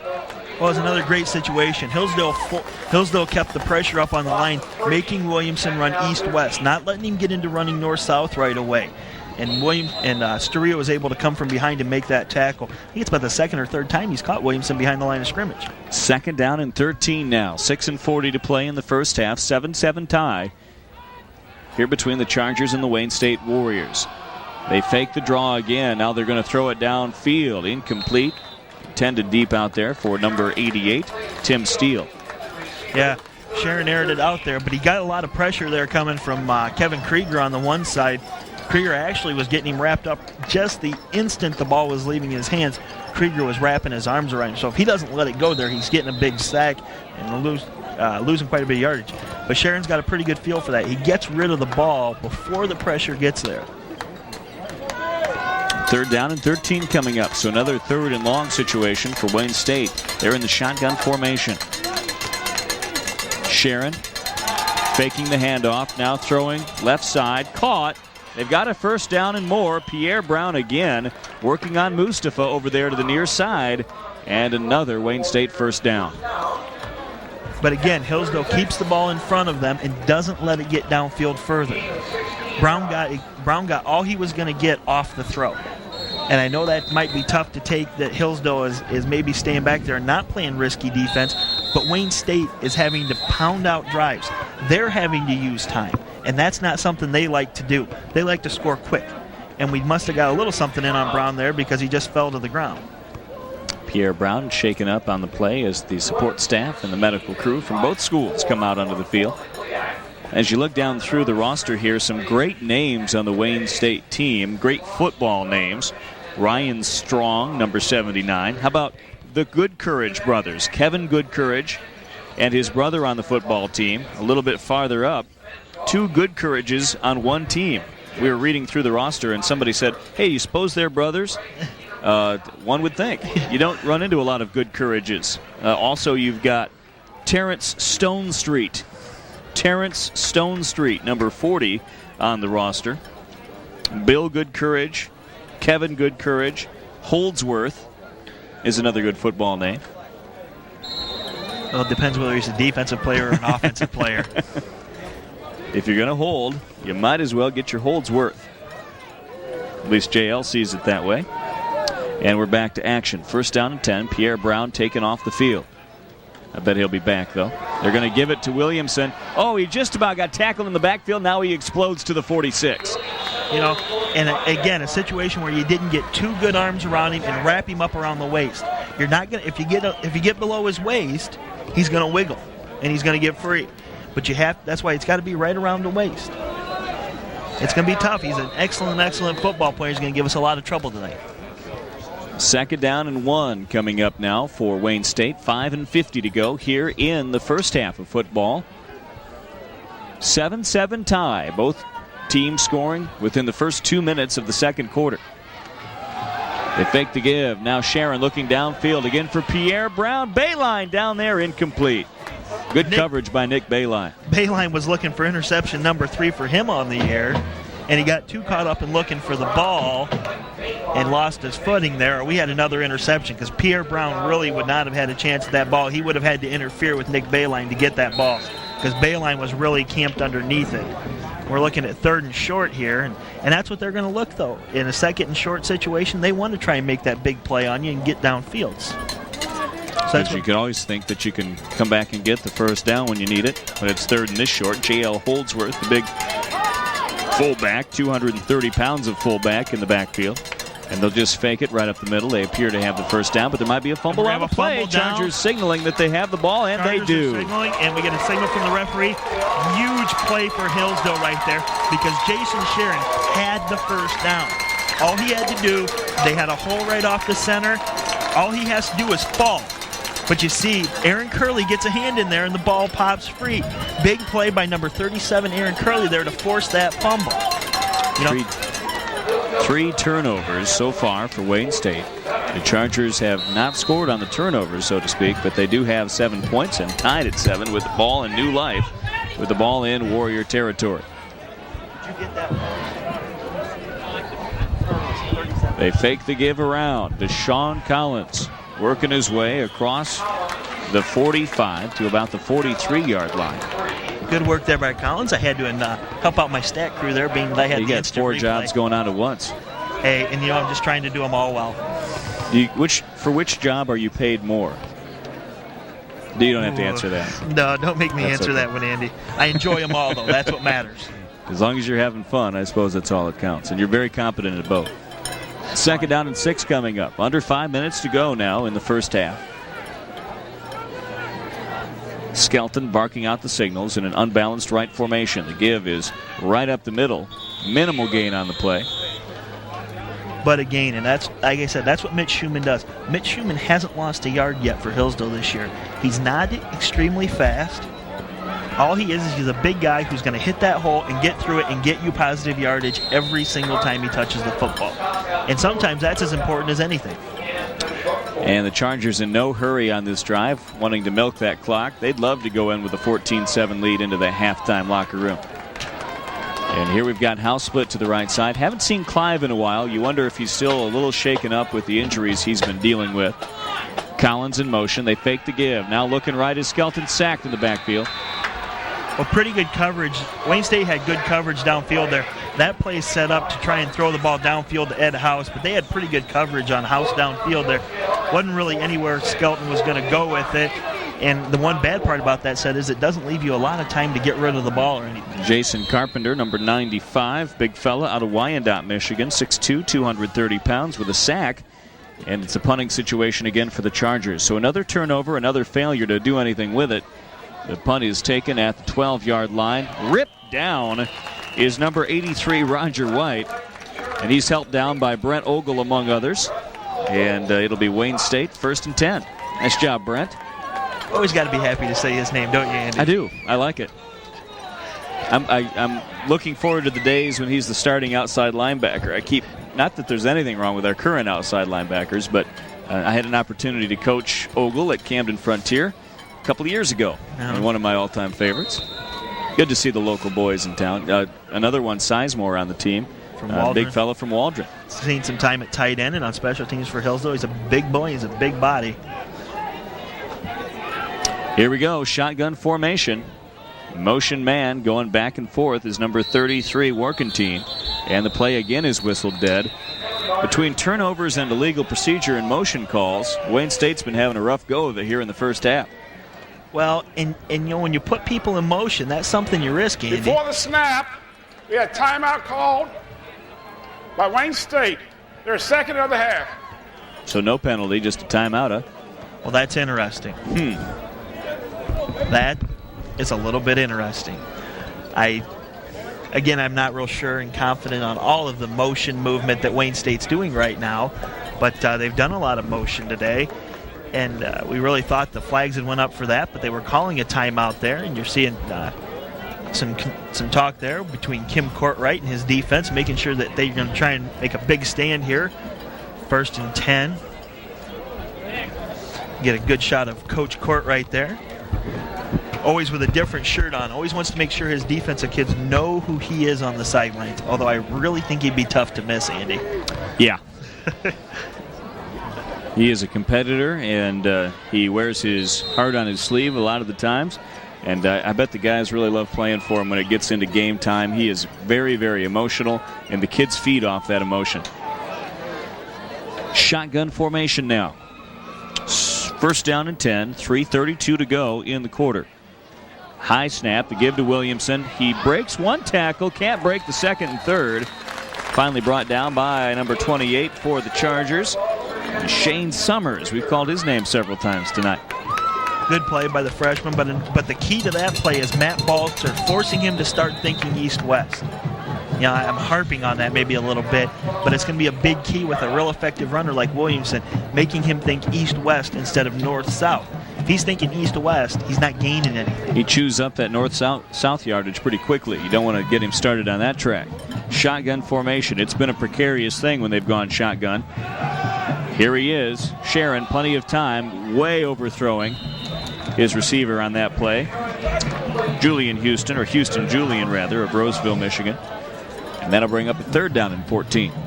Well, it just flows so much better the other way. You want to say it the other way.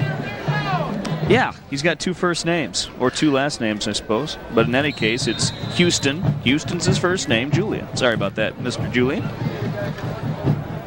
We'll go with it. The Chargers do have him set back here a little bit on 3rd down. There's a chance that he'll never hear this. I don't think he lives in Hillsdale. No. In any case, I don't want to get it wrong. As Charron rolling to his right, looking downfield, plenty of time. Now he's going to be hammered. Gets away from one sack, throws it out at the last second. Throw it out, and we're going to get a flag. And what is the flag? I believe they're probably going to call intentional grounding. And this is a weird situation because he had broken free of the pocket. And that's the referee making that call. And to me, that kind of falls under the old in the grass type thing. Hillsdale basically had him down. What's the call we're going to get here? The Wayne State is definitely not happy. Illegal forward pass, intentional grounding. The ball did not go beyond the line of scrimmage, even though he was out of the box there. 4th down. Ball's down. 4th down. Well, a big play there for the Chargers. The intentional grounding, as you know, is always a loss of down, and it's 4th and a mile. Well, and again, we learn a little bit more about this new intentional grounding rule about breaking the pocket. He breaks the pocket, but you've got to clear the line of scrimmage with the ball, and he didn't do that. That part of it he did not do. Again, we learned something from the officials, Andy. And we'll see if we've got a little pump block going here as we're deep in Chargers opponent's territory, the Warriors. You did see DeShane Collins coming around wide. He's their punt block specialist. Solid punt taken inside the 45-yard line. Mustafa gets the 50 to the 40 to the 30. Got a great block from Collins, and he is gone. Tim Mustafa with a beautiful block from DeShane Collins, and he makes up for the fumble earlier on the punt with a great score at the end of this half with 2:25 to go. Great, and isn't that great to see Tim Mustafa do that? He makes a couple of nice moves and breaks free and got a huge block. We see it right here. DeShane Collins, what a great block. Keeps his hands in tight, just stays in the way. Great block. You see Mustafa on the sidelines here, getting some congratulations on the sidelines. One of the first people over is head coach Dave Dye, one of the many who believe in that young fella, as the kick is up and in, and it's 14-7 with 2:25 remaining here in the second quarter. Big special teams play by Tim Mustafa. Good to see the Chargers special teams score a point. We haven't, I mean, besides the obvious field goals and extra points they get through the course of a game, that's the first touchdown we've gotten off a punt return this season, and we haven't had a kick return yet this year, but I do believe Collins has a very good chance at breaking one. A prediction. Hey, there is a pit posse. We have a makeshift pit posse. Where are they at today? They're right down there. A little bit different location for them, Andy. They're down here on towards the south end of the stadium. They kind of, I think, just leapt over the barrier there and jumped down and did their push-ups. Hey, we'll take push-ups any way we get them, Andy. Look at that. Great shot, guys. Not exactly probably the safest thing to do. They could just probably walk to the end. I don't think that kid's going to make it. I don't think he's going to get back to his seat. He did just make it over. Okay. All right. They don't let the pit posse. Do they let the pit posse members mingle with the rest of the paying customers up there in the sideline, or usually they're isolated over there in the north bleachers? Might be scary to have them mingling with the rest of the crowd. I mean, last year they did a little run down through the sidelines. That was frightening enough. Barisic boots it. Nice kick taken at the 4. Williamson down the sideline trying to better what Mustafa was able to do. Can't do it. He's at the 33. Good work by Hillsdale on that kick there. They did a nice job of getting it. Well, first of all, Barisic does a nice job of not kicking it to middle field. Gets it to one side so Hillsdale can really set up a nice defense for the return. And you see Williamson, though, he keeps fighting for yardage. And that's a sign of a great player offensively. He doesn't want to lose any yardage. We nearly get one there, but look at him keep his feet. Very athletic play there. Almost a great play by O'Malley, who just tries to hold on, and he gets a good grip on that leg. One hand. I didn't think Williamson would ever get pulled down by one hand, but Tim O'Malley just did it. 2:15 to go, remaining in this half. Charron to throw, looking right, throwing right, caught. Brown's knee was down when he caught it, and we'll be near that first down marker. I think they got it. I think they did. Hillsdale gave a little bit different look there. They came with a blitz there off the corner. Rich Kern came in on a blitz just to make sure Wayne State doesn't get comfortable looking at this Hillsdale defense.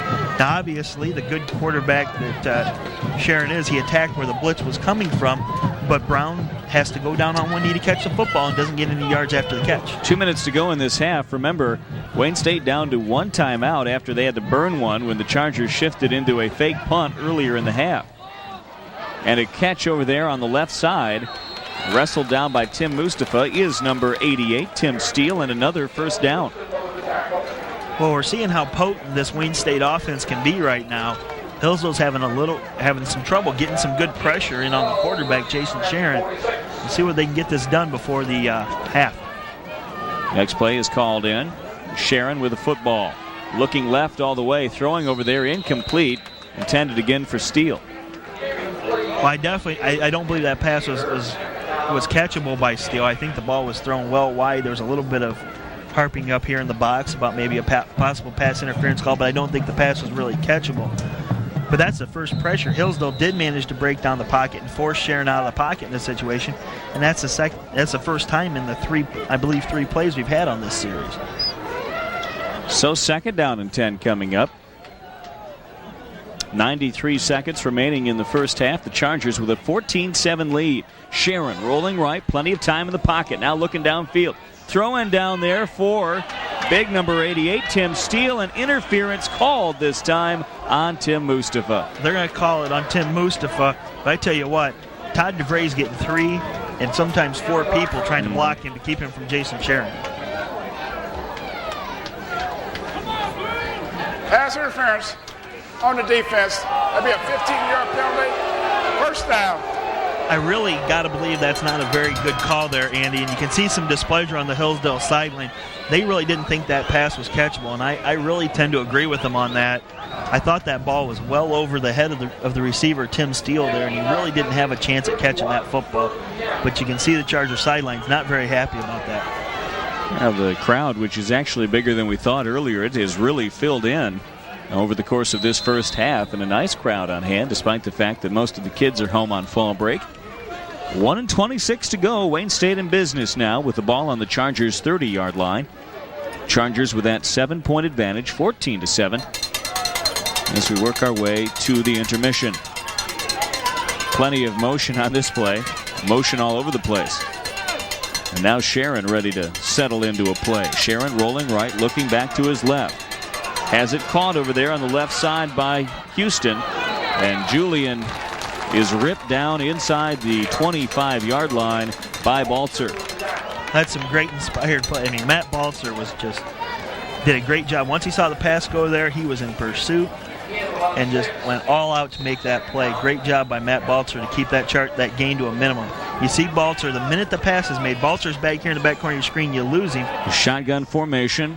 Ball thrown to Pierre Brown on the right side, near another first down with 53 seconds to go and a flag on the play. You get a flag, and that's looking towards the line of scrimmage area. It's usually a holding call when you see a penalty flag like that, Andy. Nope. Is that a half dozen? Probably. Yep. I believe if it's not, it's awfully close to that many procedure calls. There we get a shot of the moon. On the offense. 5-yard penalty. Previous spot, second down. Get a nice shot of the moon there. Coming up. It's a little bit orange over there right now, but I didn't even notice it. Great work down in the truck. But Hillsdale does a nice job there. They get a forced penalty here, and Wayne State's looking at 2nd and 10. You have any Friday the 13th misfortunes? No, fortunately not this year. You made it through, huh? Shotgun, 2nd and 10. 50 seconds to go here in the first half. Looking left all the way for Brown. He gets over his head. Again, good coverage by Mustafa, and it's 3rd down and 10. 47 seconds to go. 14-7 the score. The Chargers were able to capitalize on a punt return from Tim Mustafa as their 2nd touchdown in the 2nd quarter, and they're trying to shut down the Wayne State attack now with 47 seconds to go. Our producer, Ted Matko, was flying the friendly skies on Friday the 13th and made it through without a single problem. Motion man, number 33, working team. Rolling to his right now is the quarterback, Charron. He's going to run down the sideline to the 20, tripping down to the 15, and he's got a first down. Great pursuit by Rob Clemens there to keep going down the line for Hillsdale. Excuse me. That's how athletic Hillsdale's defensive ends are. They got tall, athletic kids. Great job by Clemens there to keep going after him. Flushed Charron out of the pocket and not wound up making the play. Shotgun again. 35 seconds to go. Looking left now. Charron throwing towards that marker. Picked off again. And he's ridden down at the 25-yard line. Interception for Tim Mustafa. And what a first half that young fella's had. It almost looked like the way Mustafa got to settle into that he was the intended receiver, Andy. Another big one. That's 5 picks on the year for Mustafa, and he's had 4 now in the last 2 weeks. And 26 seconds to go. I wouldn't be surprised to see the Chargers sort of run this clock out and get out of here with a 14-7 advantage into the halftime boundary. Their defense has played exceptionally well here in the first half. And they will just down it here with the safety man back. It's been a wild and woolly first half. We've seen just about a little bit of everything. But as we head to the locker rooms with 20 seconds to tick away, the Chargers will carry a 14-7 advantage into the second half. And the Chargers defense will no doubt have to go over how they're going to shut down Wayne State in the second half. We'll see if they can do it after a quick break. Now as we go into halftime. To use because they have given up 244 yards of offense, but there's only 7 points on the board, and it was on a big play. Wayne State had to go to a big play to score on Hillsdale. So Hillsdale's defense has played well. They've kept Wayne State off the scoreboard, which is a thing they had to do. They've been given some bad spots a couple times where they've been in a real tough situation to do that, and they've stood tall. Hillsdale's defense has played well. They've gotten 4 turnovers, 3 interceptions, and a fumble. So they keep forwarding this. Hillsdale's defense has to keep it up this half now. So we've got to go from there and see how Hillsdale goes. Yeah, I got one. I'm sorry. And we're just about ready for action. The Chargers will have to kick it away to Wayne State this time around. And the Wayne State Warriors, no doubt, got an interesting discussion from their head coach, Steve Kazor, about what they need to do to put some points on the football scoreboard here in the second half. They are a team used to scoring at least 30 points a game and have not approached that so far. You get the feeling, though, Homer, that the Chargers kind of want to keep their thumb on them. You get a feeling they could rattle off 3 touchdowns at any time with the kind of skill players they have on the field. You definitely do, Andy, and that's something Hillsdale's got to be ready for. Well, it's going to be Williamson again, catching it at the 3. Working his way to the middle of the field, gets a big block from number 83, jukes his way down to the 30-yard line, where Wayne State will have it 1st and 10 as we start the second half. Bill Skelton, I think, had a pretty solid first half. If you look at the numbers, Homer, he was pretty consistent and played with some poise. He did, and we're starting to see an evolution here in Bill Skelton. Bill Skelton is not a jittery freshman right now. He's reading situations. He only took 1 sack in the first half. And it was really in a situation where he didn't have a chance to try and throw the ball away because he couldn't get set to throw that ball down towards Ed House to throw it away because he was in the pocket. So better to take a sack than throw an interception or fumble. And sometimes a sack is a good decision by the quarterback. And here we're underway. Charron fading back, now getting under pressure. And taken down in the backfield, it's going to be Joe Storia again. He's having a great football game for the 2nd consecutive week. Well, he's making a living in Wayne State's backfield. That's probably a sack is also what we call in the business here a tackle for loss. And Joe's probably had about 5 or 6 of them today. Incidentally, a new quarterback for Wayne State. It's number 8, Dan Gray, a freshman from Bell River, Ontario. And apparently the coaching staff not pleased with Charron's performance in the first half unless he was injured, and I did not see him get injured in the first half. Gray fading back into the pocket, looking this way, throwing this way pathetically, and well short of the intended receiver, Pierre Brown. Well, I think there was a little bit of help in making that a pathetic throw. I think Todd DeVray got a hand on that because I saw him shaking his fist and stuff like he'd finally gotten some piece of something at the line of scrimmage. I was trying to rip on their quarterback, and you just won't let me do it, will you, Homer? You know, if it wouldn't have been to help promote one of our players, I would have let you.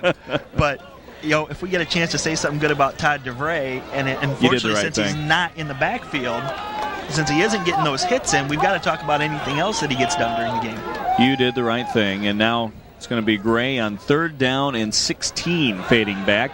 Time in the pocket, now he'll run out of it. He's at the 25. It's a foot race. Balzer grabs him at the 30, the original line of scrimmage, and it's a punt situation for Wayne State. The defense continues to play inspired football. Well, it's great to see Matt Balzer back to normal, back to what we're used to seeing out of Matt Balzer. He sprained his ankle early in the year against Northwood and really hasn't been able to get that burst of speed out, and we're seeing it out of him today. So deep to receive will be Tim Mustafa. He ran a punt back for a touchdown on his last chance. And no doubt they'll be keeping an eye on him. The punt will land and fall, rolling to the 34-yard line. Mustafa leaves it alone, and the Chargers will have decent field position on their first drive in the second half. Good read by Mustafa there on the punt. That's a situation where it's safe to let it go. You watched him follow it to the ground. He paid attention to the ball when it hit the ground, made sure it didn't take a huge kick one way or the other. I mean, that was a much better read by Tim Mustafa on that punt. And now we've got that diamond quad receiver set with nobody in the backfield. We're throwing for Greenman all the way. He's got it at the 35, tripping down to the 37, gain of 4 or so on 1st down. It looks like an extravagant formation, but really a simple play out of it. Pretty simple play, but it lets you do some other things. You've set it up now as a blocking set. Now you can go ahead and run those guys off on routes, and they aren't really ready for it because they're thinking you're just going to use them as blockers. Gives you a different look to do with that now. Ted Matko is munching away on his Saga Food Service boxed lunch that they've served us again up here. And delicious as usual. I like the pickles personally, but I'm a pickle guy.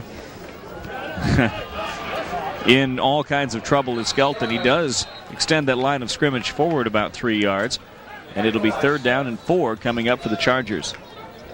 Well, again, Skelton reads the situation, sees the receivers are covered. He's like, I'm getting out of here. And gets the Chargers a couple yards and keeps the chains moving forward. As long as we can keep the marker moving forward, the chains will move forward, and time runs off that clock. Checking into the ballgame for the Chargers, number 91, Cam Gunther. He'll be at a tight end slot. Tony and House split to the near side. Adam Greenman up top. Clive in the backfield. Rolling to the near side is Skelton. Now throwing back to Gunther. Tackle, breaking tackles, working for that first down marker. I think he's just short. Just short, but a good play there and set up pretty well by Hillsdale, although they did get a hit on Gunther before he crossed the line of scrimmage. But Wayne State, as a team, did not read that well.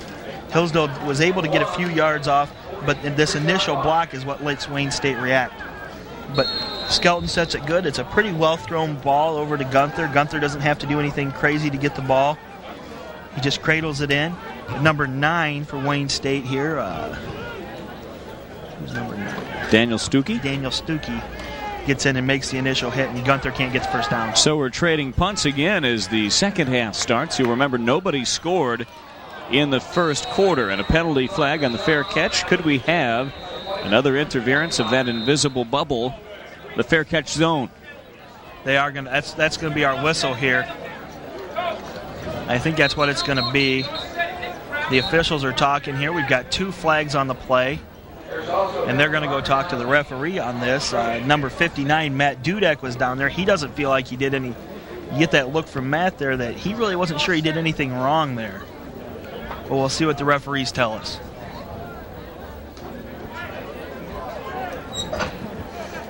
They have 2 flags on the play. Offsides on the defense. Then we have the 2-yard violation on the kicking team. All set. Re-kick. Hey, let's pretend that play never happened, Homer. You know, and I like that. I like the fact we're going to pretend that play never happened because although it was a good high kick by Bromley, it really didn't have a lot of distance. I'd like to see him try and get a little more distance on the kick and maybe pin Wayne State back inside the 20 again. That's Bromley's charge here with the second chance at the punt. Chargers taking a long time, looking for another offsides. It's a fake to Bayline. He's got the first down across the 50. Nick Bayline gets the snap. A fake punt with another first down for the Chargers into Warrior territory. Great play there by I'm sure that play came in from the special teams coordinator Rick Kirkton on the sidelines there. Great timing on that too. Wayne State had seen a punt, so they're just thinking punt. And we go for the fake there, and Hillsdale gets a big first down, and the offense gets to come back out on the field and take some more time off the clock. It's a gutsy call, but an aggressive move that worked out for the Chargers' benefit this time. Split to the top side is Blake Barisic in a receiving formation. Are my eyes deceiving me? Greenman is rolling to that side of the 5 wide receiver set. Skelton in trouble. Now he'll run, looking for the right side. Gain of 1 or so on the play. Got tripped up there. Yeah, you're seeing Blake Barisic in there. The Chargers are using a lot of their receiving core today, especially when they go to this 5 wide out set.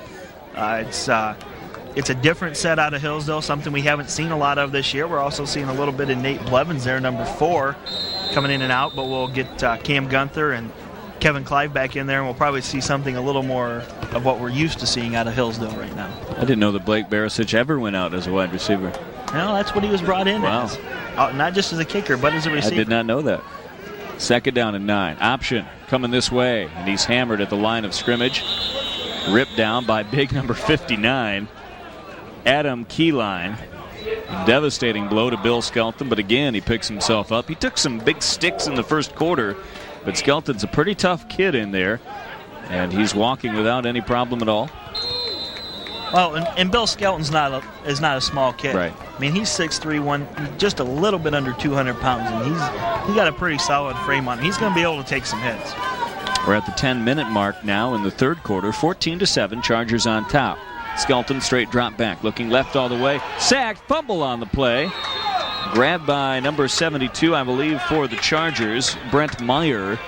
And it'll bring up a 4th down and long for the Chargers. But that was a good read there by Hillsdale.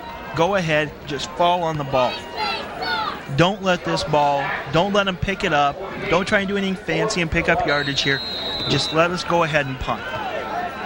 Good recognition by Brent Meyer there on the line. Tell you what, Wayne State was playing batter the quarterback on that series.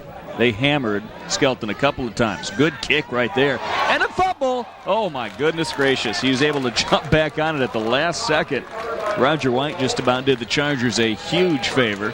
Instead, it'll be 1st and 10 at the 6.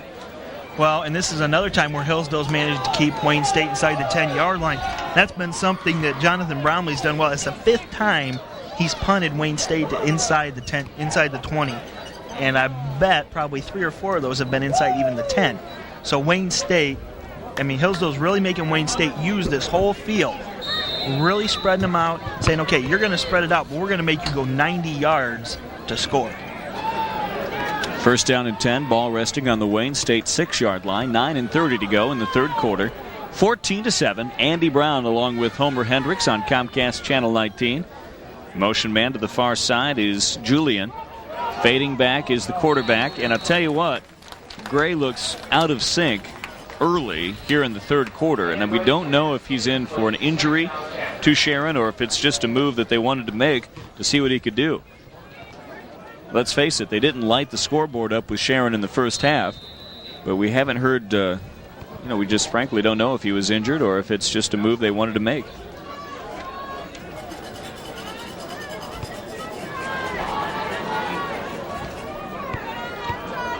So it's 2nd down and 10. He's looking left all the way. Now he's going to throw over there. Caught at the 15-yard line. Shy of the 1st down by 2 yards. Ridden out of bounds by Balzer. The catch made by Houston Julian.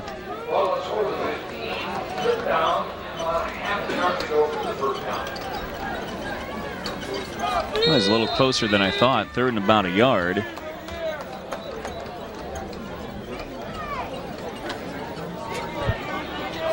And Dan Gray will step up to the line of scrimmage. 3 wide receivers in the formation. Williamson is in the backfield behind Gray. They pitch it to Williamson, looking left. He's looking for that 1st down marker, getting a great block over there from Brown, and he has the 1st down and more out to the 25-yard line. Well, Hillsdale had him moving a little bit east-west there, but they had the opening out there outside the hashes there, and he was able to turn up field and get the 1st down for Wayne State. But the great part about running plays is we keep the time running. I'm a little surprised that they don't pitch it to Williamson a little bit more. Once he gets into the open field, if he has a little bit of room, he can make some things happen. They've been content to throw it with the freshman quarterback Gray in the first half, or rather in the second half here early on. We're having the officials blow the whistle here. The official making the raise the roof sign, which obviously isn't a signal to someone. We have something going on the field here. I am not exactly sure. There we go. We get a start of the 25-second clock there. I'm not exactly sure what was going on, but who knows? In any case, it's 1st down and 10 at the 9-10 mark. And again, some movement up front. Some pretty good movement there, but I don't know who moved first. I really didn't see who moved first, whether it was Hillsdale on the interior or whether it was the center maybe snapping the ball a little bit early. But we'll get a call here from the official. Let us know. Dead ball. Ball start on the offense. Still 1st down. I'm pretty sure, yep. There's a little bit of movement there on the center's part. Before he snapped the ball, he was lifting his shoulders up, and that's just a no-no. You got to be still. And besides the Chargers defense playing relatively well, Wayne State's really hurt themselves with bad penalties in the ball game. So it's 1st down and 15. Rolling right is Gray. Gray's looking down the middle, throwing upfield, incomplete. That pass intended for Brett Warkentine. I tell you, Warkentine has been really kept in check so far today. They have not been able to get out to him. They've been able to get to Pierre Brown a couple of times, but Warkentine has been relatively quiet. I don't know if we can get a shot of this, but if you look over to the sideline, you'll see number 15, Jason Charron, standing right by the coach over there. He appears to be okay. Appears to be okay, but he isn't wearing his helmet. True enough. And he doesn't have it in his hand, so I wonder whether something got rattled, but I definitely think Dan Gray probably got rattled that last play. Dan Gray is going to pitch, and we've got a reverse coming up to Pierre Brown.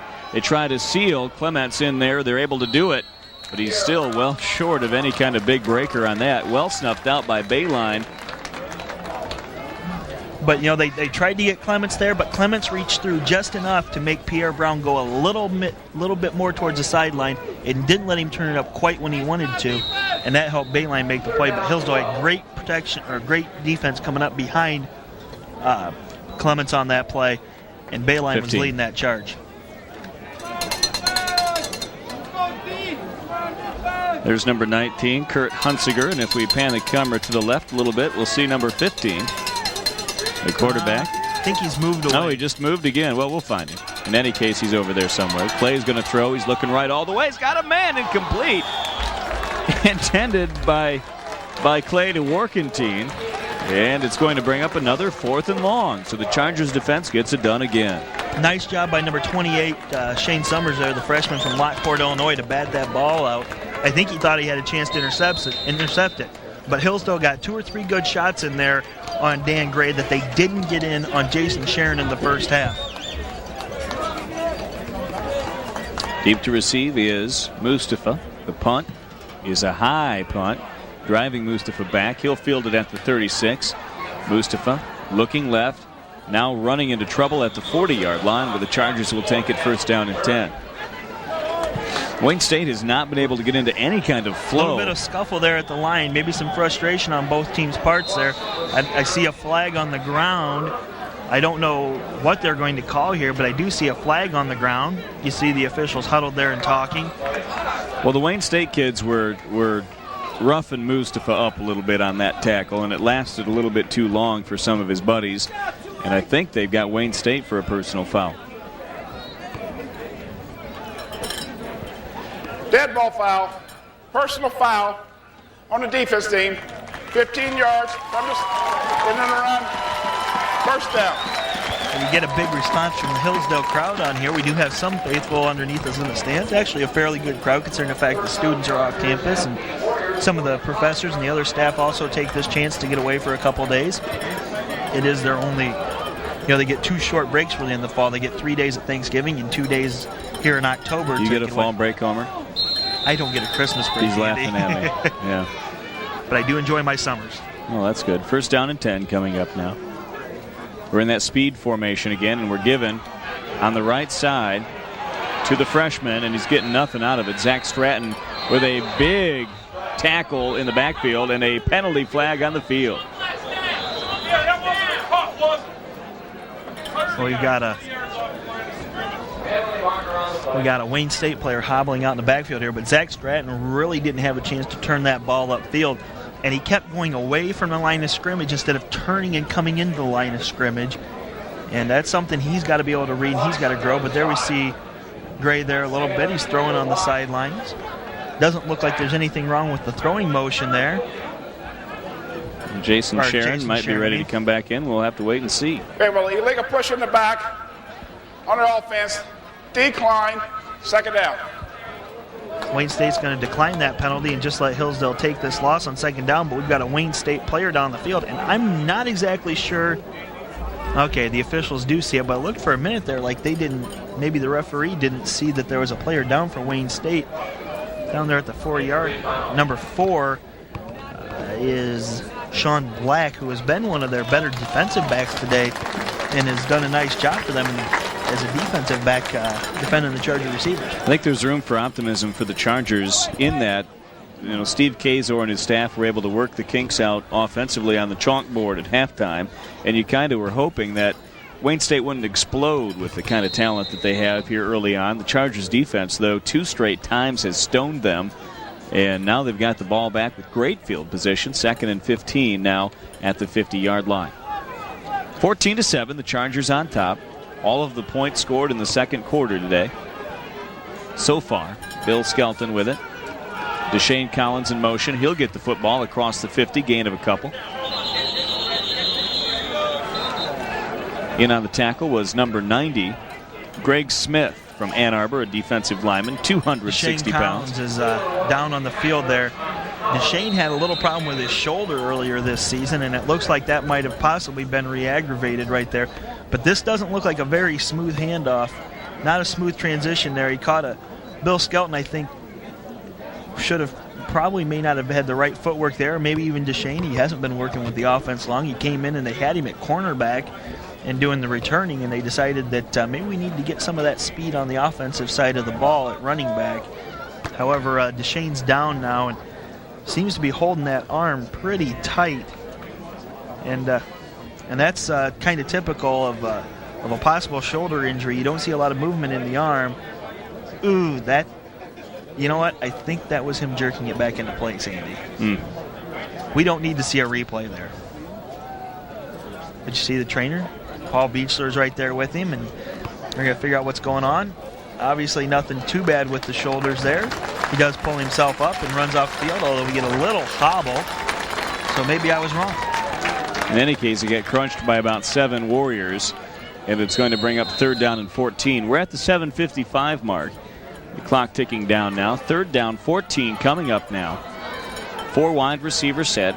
Clive back in the backfield now. He's seen limited time tonight. No doubt still suffering from injuries that have escalated and begun to accumulate throughout the season. Straight drop back now. Skelton looking right down the sideline. Looking for Greenman. It's a catch. And a great first down for the Chargers at the 24. Big catch by the senior Adam Greenman there. Trying to add to that career total of receiving yards, but a good job by Skelton. Stayed in the pocket. Wayne State isn't, sometimes they've gotten a little pressure on Skelton, but not a lot of pressure on Skelton. Not as much as he's certainly seen prior to this. And he's just getting a chance to sit back there and make his reads, but he's getting better at making these reads. He's making them quicker, and he's doing a better job of being more efficient about it. They have 3 receivers to the left side. That house split up top. Clive in the backfield. Chargers in business now. Looking left all the way, Skelton. Penalty flag on the play, nearly intercepted by Black. And the penalty flag went up awfully quick there, and it's right on the line of scrimmage. We'll see what the call we have from the linesman here. Is this an illegal pick?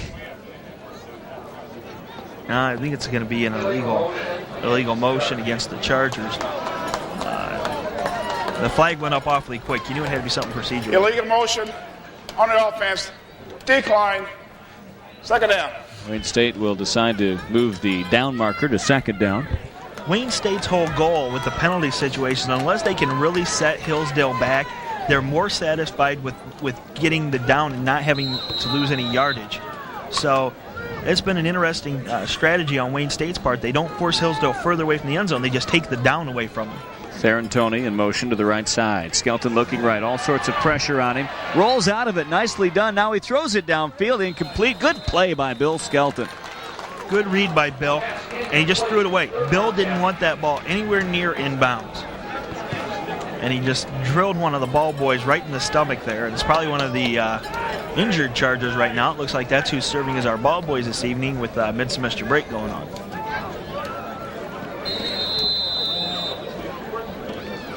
Well, that's going to bring up a 3rd down and 10. Ball resting on the Wayne State 24-yard line.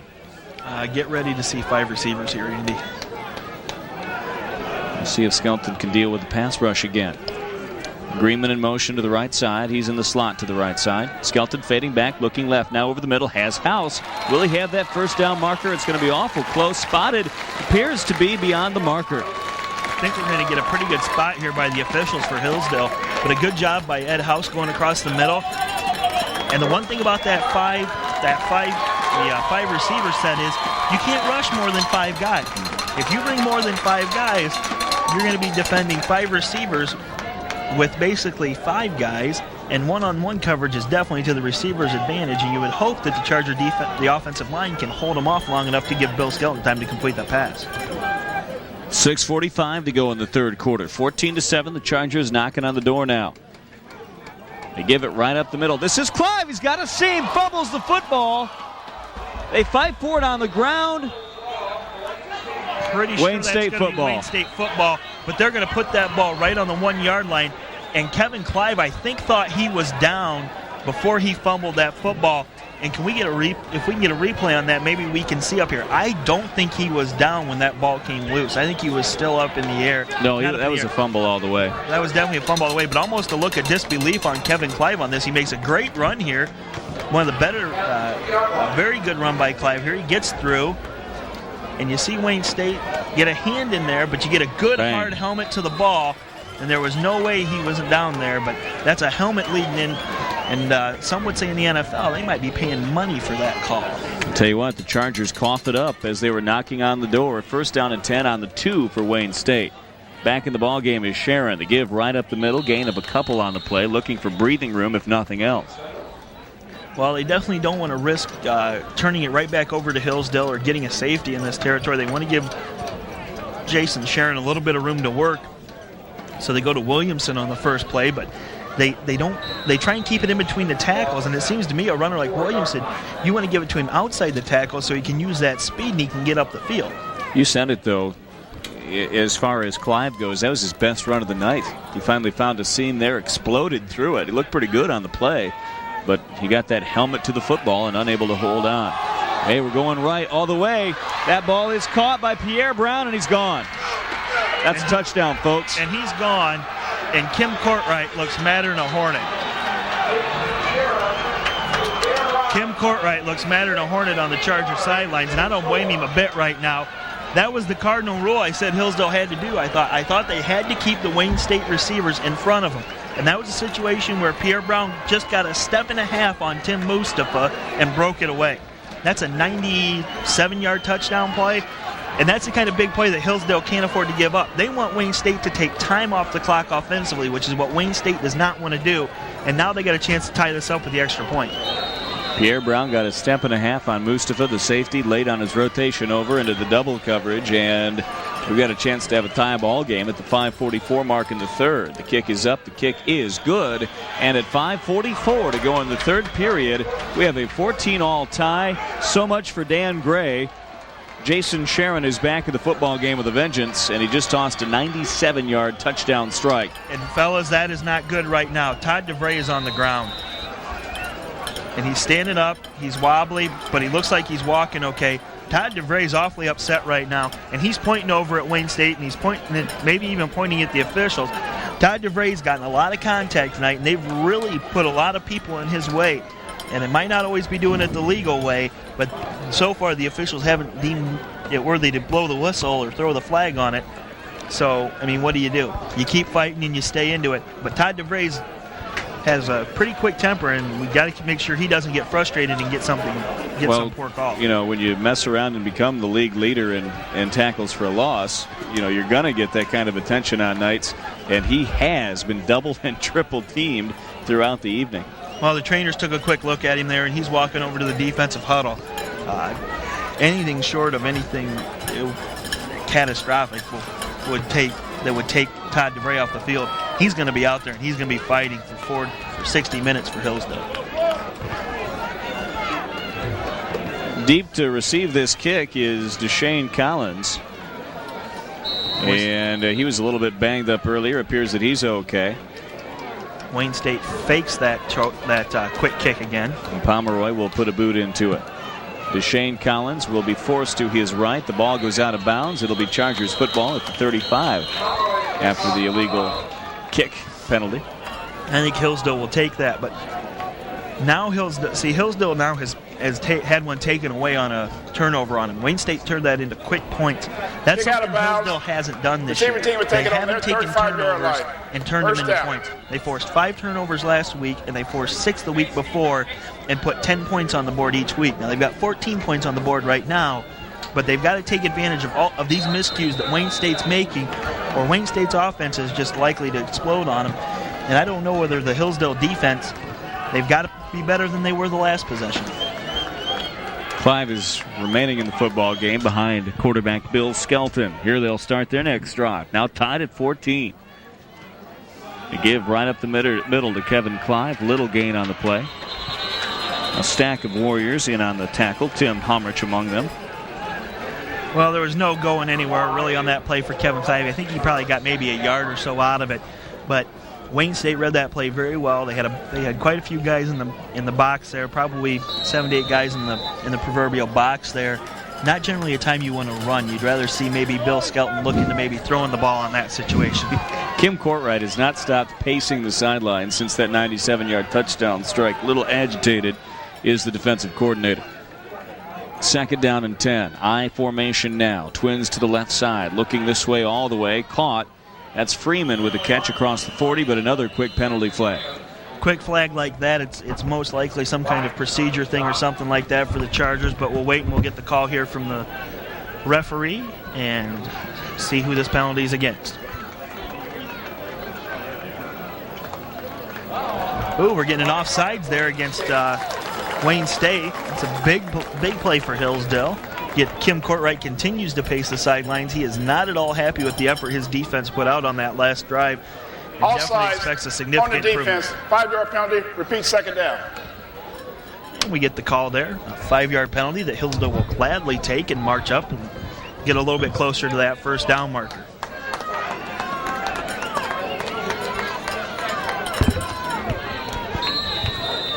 Second down and 5. Ball on the 40-yard line. Chargers with 2 scores tonight, including a punt return for a touchdown from Tim Mustafa. And here they have the football at their own 40-yard line. 2nd down and 5. Kevin Clive in the backfield to give to Clive over left guard. A gain of maybe 1 on the play, nothing more. Ridden down again by number 27. That is Sal Warner, the free safety again from Utica. Wayne State's reading the Chargers' running attack pretty well right now. We'll see what Hillsdale can do passing the ball, maybe to cross them up a little bit and give Kevin Clive some room to run in the middle there, because he certainly hasn't had it the last 2 times. So much for the Chargers being able to run clock. This has been one of the longest football games of the season, I'm guessing. A lot of passes in this game, a lot of stoppages for different reasons. And here we have it, 3rd down and 4. Clock ticking down under 4:10. Screen pass set up to House. Incomplete. 4th down and 4. 4th and 4, and that was a ball right in the middle to Ed House, but Wayne State really didn't bring a lot of pressure into that situation. They were almost sitting back like they were thinking maybe something like this, that Hillsdale was going to try something like this. There really wasn't an opening there, but again, a catch maybe Ed House still should make when he puts the ball right on the numbers.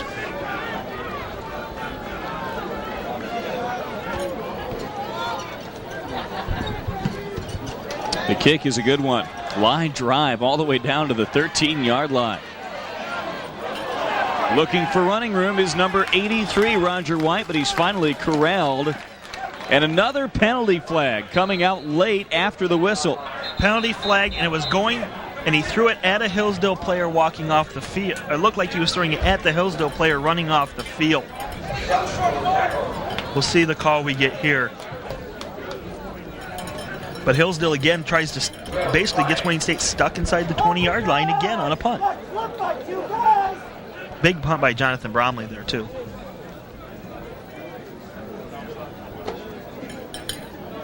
Oh, well, yep.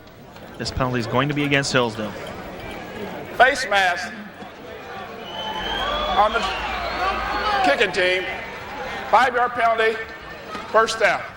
5-yard face mask penalty, which means it was not considered a flagrant maneuver, but it was an awfully late flag for a face mask to be called on the tackle there, Andy. It was a really, really late flag for that call to be made.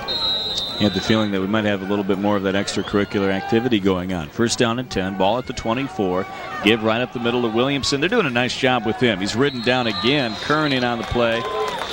Number 28, Shane Summers in on the play. They have contained him for the most part, and they've got to continue to do it for another 18-plus because you get the feeling could break one at any time. Well, he ran for 91 yards in the first half. They gave him 14 carries, but this half, Hillsdale has done a better job of getting across the line of scrimmage and getting him before he can get going, and that's another big factor in slowing Thabiti Williamson down. A great matchup up on the top of your screen, 1-on-1.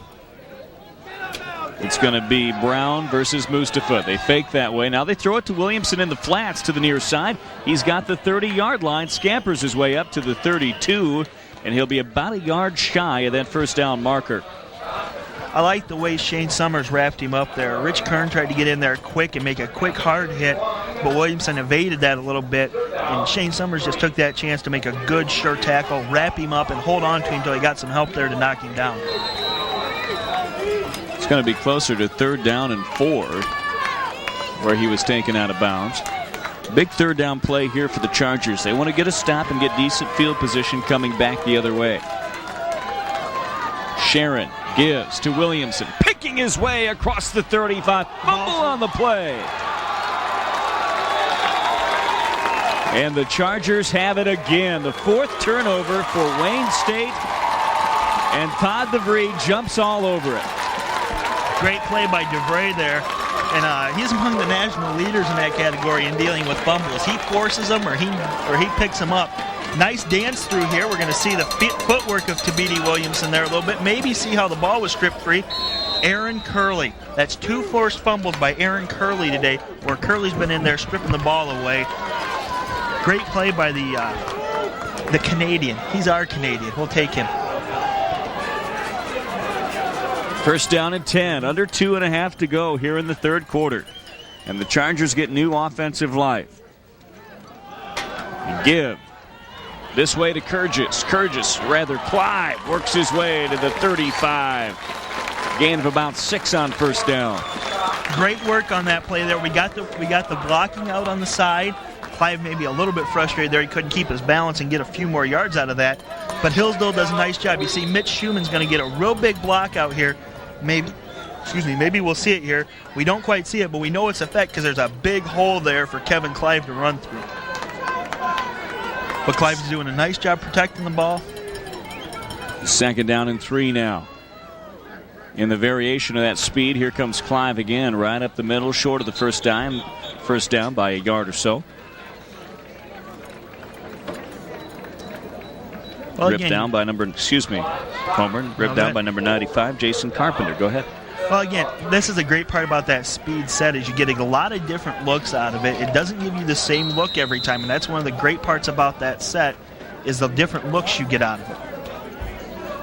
Chargers milking the clock now with 18 on the play clock. It's 1:20 to go in the 3rd quarter. 14-14 tie. Wayne State is the only scorer here in the 3rd quarter. Now we have a timeout for the Chargers coming up. Well, a little bit of confusion there, maybe on personnel getting on the field. You saw Brian Gephardt go on the field late. Hillsdale, their first of the half. So Hillsdale burns a timeout. And again, like we talked about in the first half, when Wayne State had to burn that timeout, there's 1:11 left in the 3rd quarter right now, Andy. You don't like to see that timeout have to be called here. You'd rather see Hillsdale at the end of the game with 3 timeouts if they need it. But better to sustain this drive probably. Hillsdale needs to sustain this drive, so we'll kind of go from there. And Hillsdale, big time right now. Get a first down and we can go from there. And the Chargers are going to try to strike while the iron is hot. Great pictures tonight from Ted Matko and his crew, and I'm wondering, Ted, who on earth you have at camera tonight with all of the kids gone on break. Josh Cools, Elliott Wilds, Andrew Chandra. Now, I heard somebody say, one of your crew members say, "Shut up, Andrew," earlier. I thought they were talking to me. I said, "Leave me alone, guys. And I'm just doing my job." But I'm sure they were talking to him. And I'll tell you what, they're doing a super job tonight. Great pictures, great sound. And we wouldn't forget Laura. Laura Kelser doing a great job as well. She's on the replay deck tonight. And it's Andy Brown and Homer Hendricks with you up in the booth. Glorious fall evening for football and a good game. Very evenly played through the first 3 quarters. With 1:11 to go. 14-14 tie now as we approach the end of the 3rd quarter. Skelton on a 3rd down and 3. Some movement again. They're calling, Wayne State's pointing at Hillsdale. The call, however, was made from the referee standpoint in the backfield, so we'll see what the call we get here is. False start on the offense. 5-yard penalty, still 3rd down. Well, odds are, Andy, though, when the flag flies from behind the offensive line, they're generally going to get called for it. And Josh Kuntz, number 57. A little bit of movement there. Yep. A little bit of movement there by Kuntz. You know, you can snap it early as long as nobody moves before the snap, but they did call it.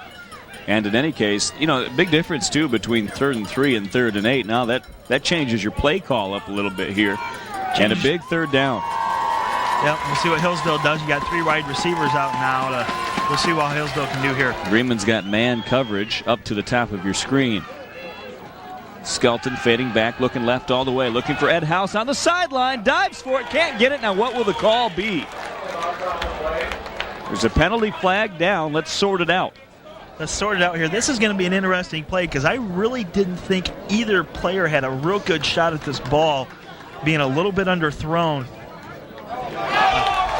That's a tough call. That's a tough call because both of the guys were going for the football, as you see the replay there. 15-yard penalty. Tell you what, First down. I tell you what, Ed House almost dove into the D-back. Watch the football as it spins on its nose. You don't see that all the time. That's a tough call.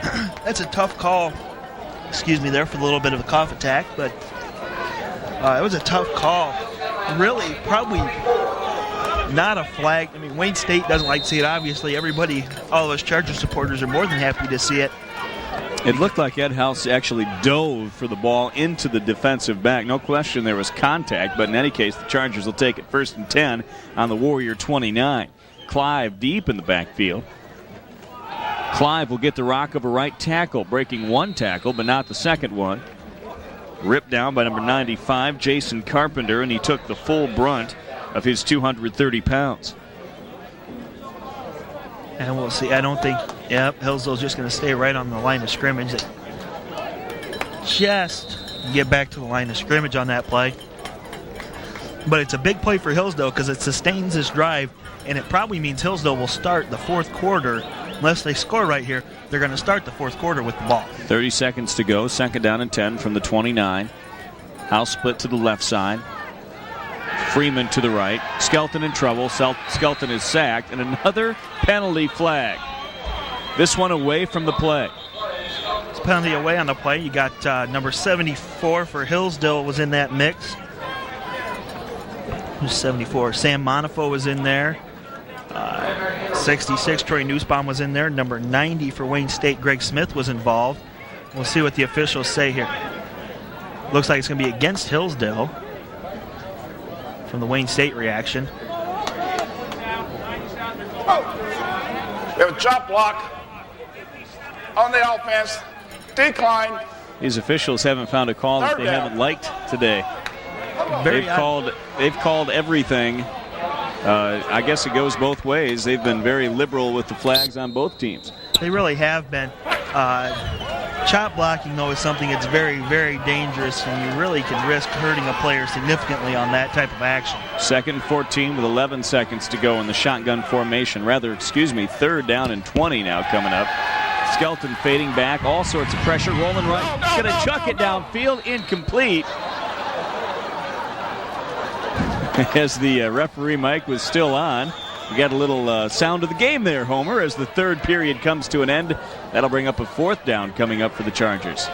4th down, and we'll see what's going to happen here. There is no time left on the clock, and they are going to put the ball down.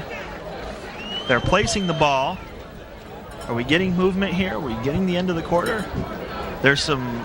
Looking at the line of scrimmage, and there we go. We're going to move. Let it in. We're going to start the 4th quarter now, which we're more than happy to see here at 9:30. It's a 7 o'clock start, 2.5 hours, and we've got a quarter left to go. Good thing Ted's paying us by the hour, or we would really be in big trouble. 4th down and 18 coming up. Interesting call coming up here, Homer, because the ball's on the 33. It's difficult to punt from the 33. You've got it 4th down and 18. That's a 50-yard field goal. What do you do here? Well, that would be Blake Barisic's longest field goal of the year, although I see we've got Jonathan Bromley coming out. Looks like we're going to punt here. Obviously not really a situation for a fake. There's much too much yardage to be gained here. Hillsdale's just going to try and put it up in the air and hope to let it fall inside that goal line. And Jonathan Brownlee's done this a couple times. He's put the ball way up in the air and let it drop. But I'm wrong. Here comes the field goal unit onto the field. This would be a 50-yard field goal for Blake Barisic. And again, they come out with the punt unit trying to induce a timeout from Wayne State. They don't get it this time. Good snap and hold. Kick is up. Kick will not be long enough. And we're still going to be tied at 14 as we begin this fourth quarter. Well, we don't have any time go off, and Hillsdale loses possession. I'm sure they'd have liked to at least been able to run about 30 seconds almost off this clock in the second. Have you ever seen that before? I've never seen that. That's kind of strange, eh? That's a very strange. A play is run in the fourth quarter, and not a second ticks away. But in a kick situation, you can understand how it happens. Yeah. So, at any rate, Blake Barisic, that would have been his career long. He did hit a 48-yarder earlier this year up at Northwood. In that game, the Chargers played very tough against the top team in the GLIAC. Chargers have lost so many close games this year, even games where they've had the lead late in the game and have coughed it up. Here they are again, tied in the fourth quarter. Will they be able to hold on? The Chargers are sure going to try with a defensive effort like that on Williamson, who they've really been able to corral here in the second half. Chargers have done a much better job of recognizing where Thabiti Williamson is. Wayne State likes to run him inside the tackles initially and then let his moves break him outside the tackles. They don't try and get him outside the tackles right off the play.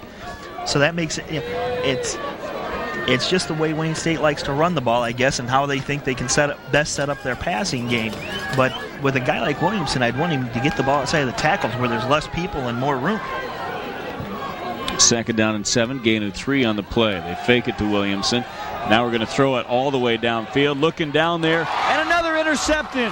Another interception for Mustafa, and he's running across the field. Picking up a block down there from Kern at the 34-yard line. And another turnover for the Chargers, their 5th takeaway tonight. You know, actually, Andy, I hate to correct you. That's 6 turnovers tonight. 6 turnovers tonight. We'll take it. We'll take it. That's 3 interceptions for Tim Mustafa tonight. And if my memory serves me right, I think that ties a Hillsdale record. Let me consult the media guide here. Unlike most people think, I don't have this entire thing memorized. And another takeaway for the Chargers. We'll see if they can do something with it this time. Yep, we get to add another name to this list, and let's throw a couple of the names that we have that are more recent names for the Chargers. The option to the left side. The pitch is out to Clive, and he is corralled at the line of scrimmage. Nothing at all on the play. The 2 most recent names on this list are 2 pretty darn good defensive Scott Elwer will be on there, I'll bet you. Scott Elwer against Edinburgh back in 1995, and Steve Ferguson. Oh, yeah. Another Charger. I believe Steve was an All-American. He was part of that 85 national title team here at Hillsdale, and he did it back in 1984. So Tim's in pretty rare company there, and hopefully Chargers can capitalize here and put something together, though. That last Wayne State tackle by Ed Youngs, number 46, second down and 10. Skelton looking left all the way, intended for House, incomplete. No, I'm sorry, intended for Greenman up there. And that'll bring up another 3rd and long. Pretty good coverage there by Sterling Walker, number 1 for the Warriors.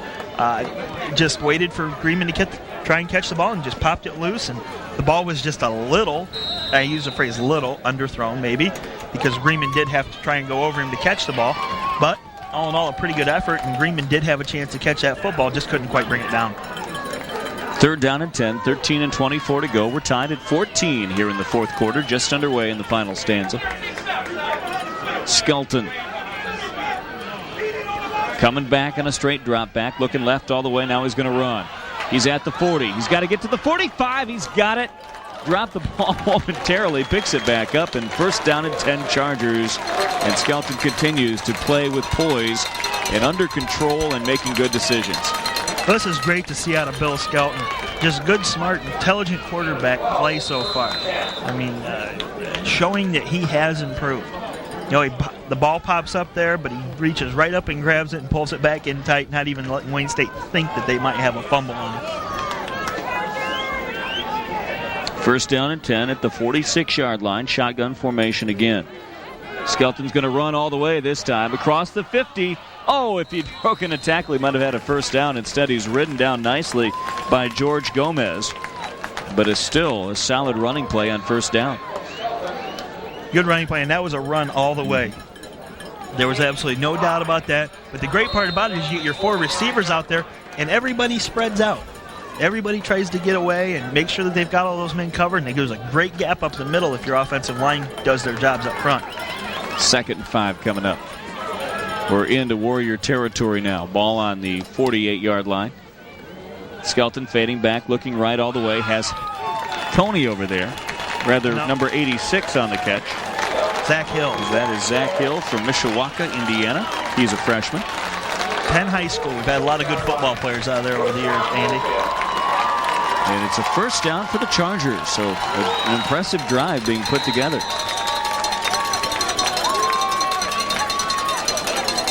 Tell you what, Bill Skelton has certainly spread the wealth around tonight. He's really tried to find a lot of different Charger receivers tonight. You know, although you've got your typical 3, and that's the great part about having 3 really strong receivers in your senior class. 3 receivers up top to give again to Clive right up the middle. Nothing at all on the play. Ridden down by number 99, Tim Homrich, among others. Okay, I missed 95 on the play. Jason Carpenter. That's about 600 pounds of D tackle. That's a lot of weight up front. And they've played fairly solid. Hillsdale has not gotten a lot of running plays right up the middle. A couple. The good run by Clive got that he fumbled away, unfortunately, down on the 1-yard line. But, you know, I said 3 senior receivers, and, of course, we've got 3 seniors, and we've got that great junior, Ed House.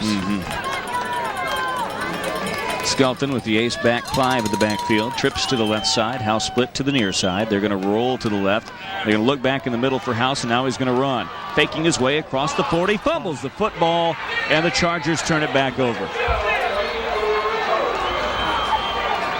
Situation there where House is trying to break free of the pocket, and really, when he tries to hop over that tackle, you leave yourself pretty exposed, and if you get that ball out too far, it's got a good chance to pop free, and that's what happened there because the ball popped 3 or 4 yards forward on him, and he's not very happy now. He's pretty frustrated, but you know, he'll come back on this, and the Charger defense now has a time where they've got to make a big stand, but Hillsdale did manage to eat. We're down to about a little over 11 minutes left on the clock, and that's time, and that's the thing that Hillsdale wants to do. They want to take up time right now. They got to get that one more score, but they know they need to take time off the clock to do it. First down and 10 for the Warriors, and this is becoming a very interesting football game. A lot on the line for both teams here, and another penalty flag and a fumble on the play. Fumble on the play. We'll see what happens up here. Maybe we can get a replay, but we've also got a yellow flag there on the side there, so we'll see what happens there. Wayne State has actually recovered the fumble.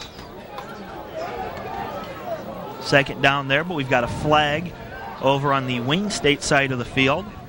We'll see what we get there. What is that? They call offsides against Hillsdale? Or is it against Wayne State? What do we have here? Wayne State recovered the fumble, but on the play, had offsides on the defense, penalized 5 yards from previous spot. So the fumble was a moot first point. Down. After the Chargers were offsides, it was pretty much a free play for Wayne State as Thabiti Williamson comes off in a huff. He is now on the bench over there on the Wayne State side. Appears to be a little bit banged up. J.L. Holdsworth comes into the ball game now. Huge fullback, 230 pounds. They're going to fake the pitch, now rolling right.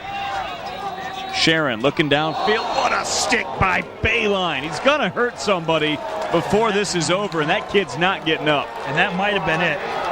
Workentine is not getting up. I tell you what, Workentine hung himself out there pretty much. You know, the ball was a little overthrown by Charron there, and he hung Workentine out to dry, and he got popped. And I just think it was a good, clean hit. He didn't have a chance there, but I tell you what, Steve Kazor is not happy with the officials in that situation at all. But he got a pretty solid whack there by Bayline, and this is what you've been talking about. Bayline's going to get a big hit there and not try to hurt somebody, but he's gonna. It's just when you're a good hitter, that can happen. It's a chance. This ball's a little overthrown, and it just tips past his fingers, but Bayline's already in the mode of tackle. That's why Kazor was upset, though, because of that neck jerking back like that on the hit. A little bit of helmet-to-helmet contact, and we're getting a backboard out there. Hillsdale medical staff, we're not messing around on this one at all. We've got Hillsdale trainers and Wayne State people over there, and they're getting the backboard out. And this is what you never, ever, ever like to see. I don't care who you are. I don't care who this person is on the ground. You don't want this to happen. This is a situation that is very perilous.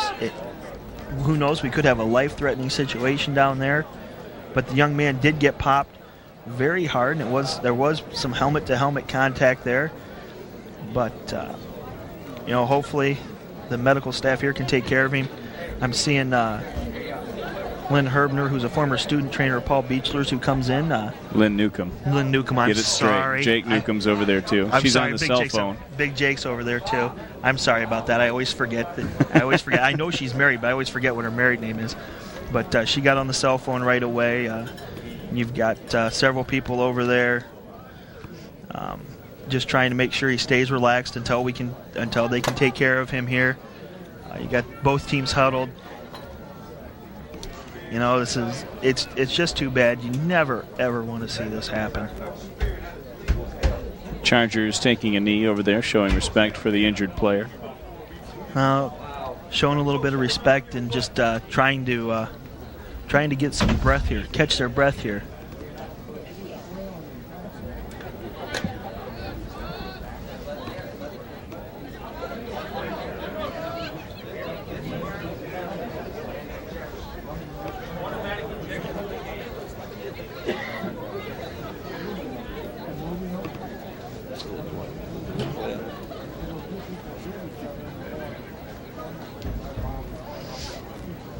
We've got the board out, but they have not yet slid the board up to him. It's been a pretty hard-fought football game. There's been Ted, a lot. Ted, I don't know if you have that shot again, if we can see it again. Let's take a look at that hit. The Wayne State coaches are saying that Bayline led with the helmet. Thought he had the shoulder pad, but he did hit the head of the receiver. We'll try to get a look at it again here for you. Certainly a concerned moment for everybody here at Frank Muddywater Field. Well, he is conscious, which is a great sign. Well, even greater sign, Andy. On top of being conscious, he is sitting up, which means they don't feel like there's any chance in any form of spinal injury.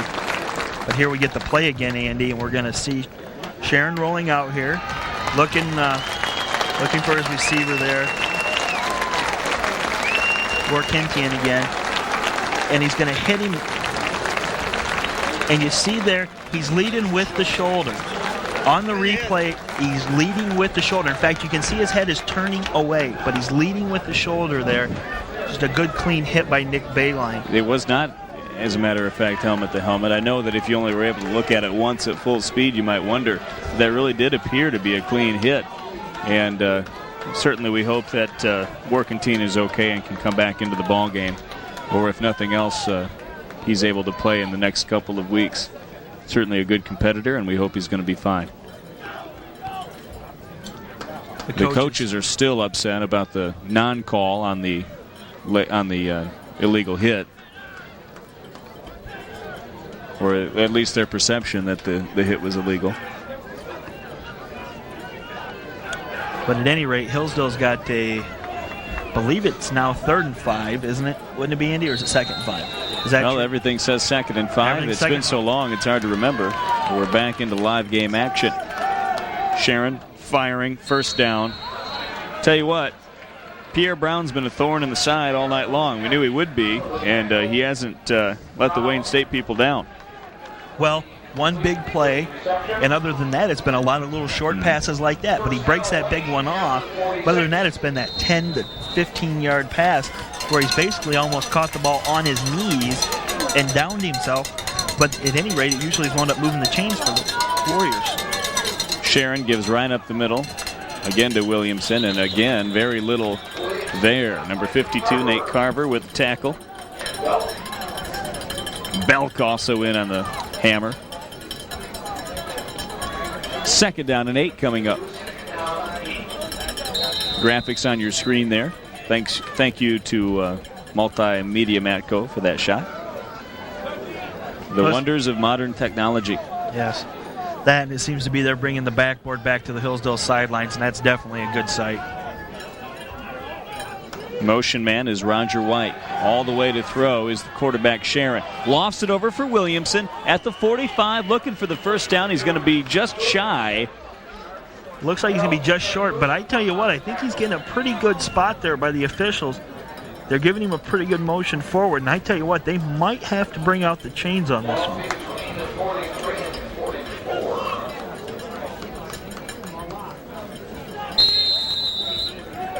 We are getting an official's time. They are going to bring the chains out on this.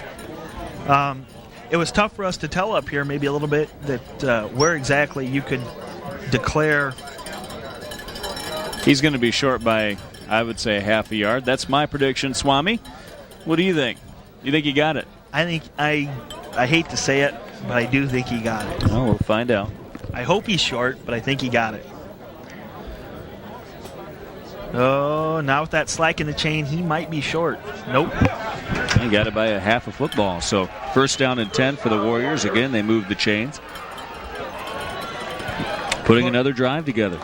Corey not happy, but the immediate thing you see him do is he gets over. I mean, he's an emotional guy. He wears on sleep, but he gets over it quick. He knows what his job is out there to do. He needs to get that play in and get this defense set and ready to go as quickly as possible so they've got a chance to react when the set Wayne State comes out in.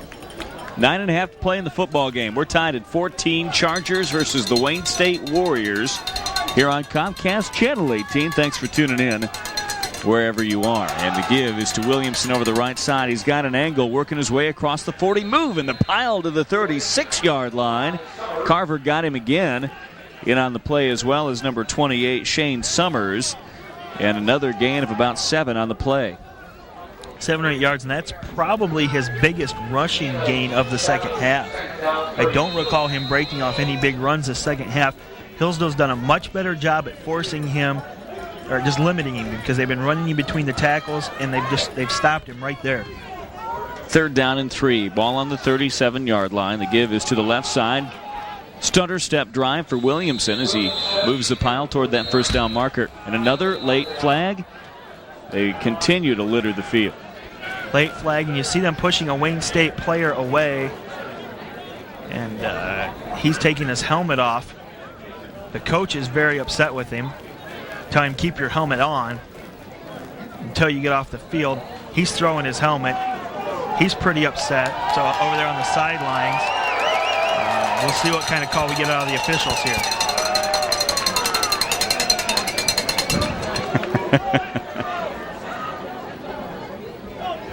Turn your mic on.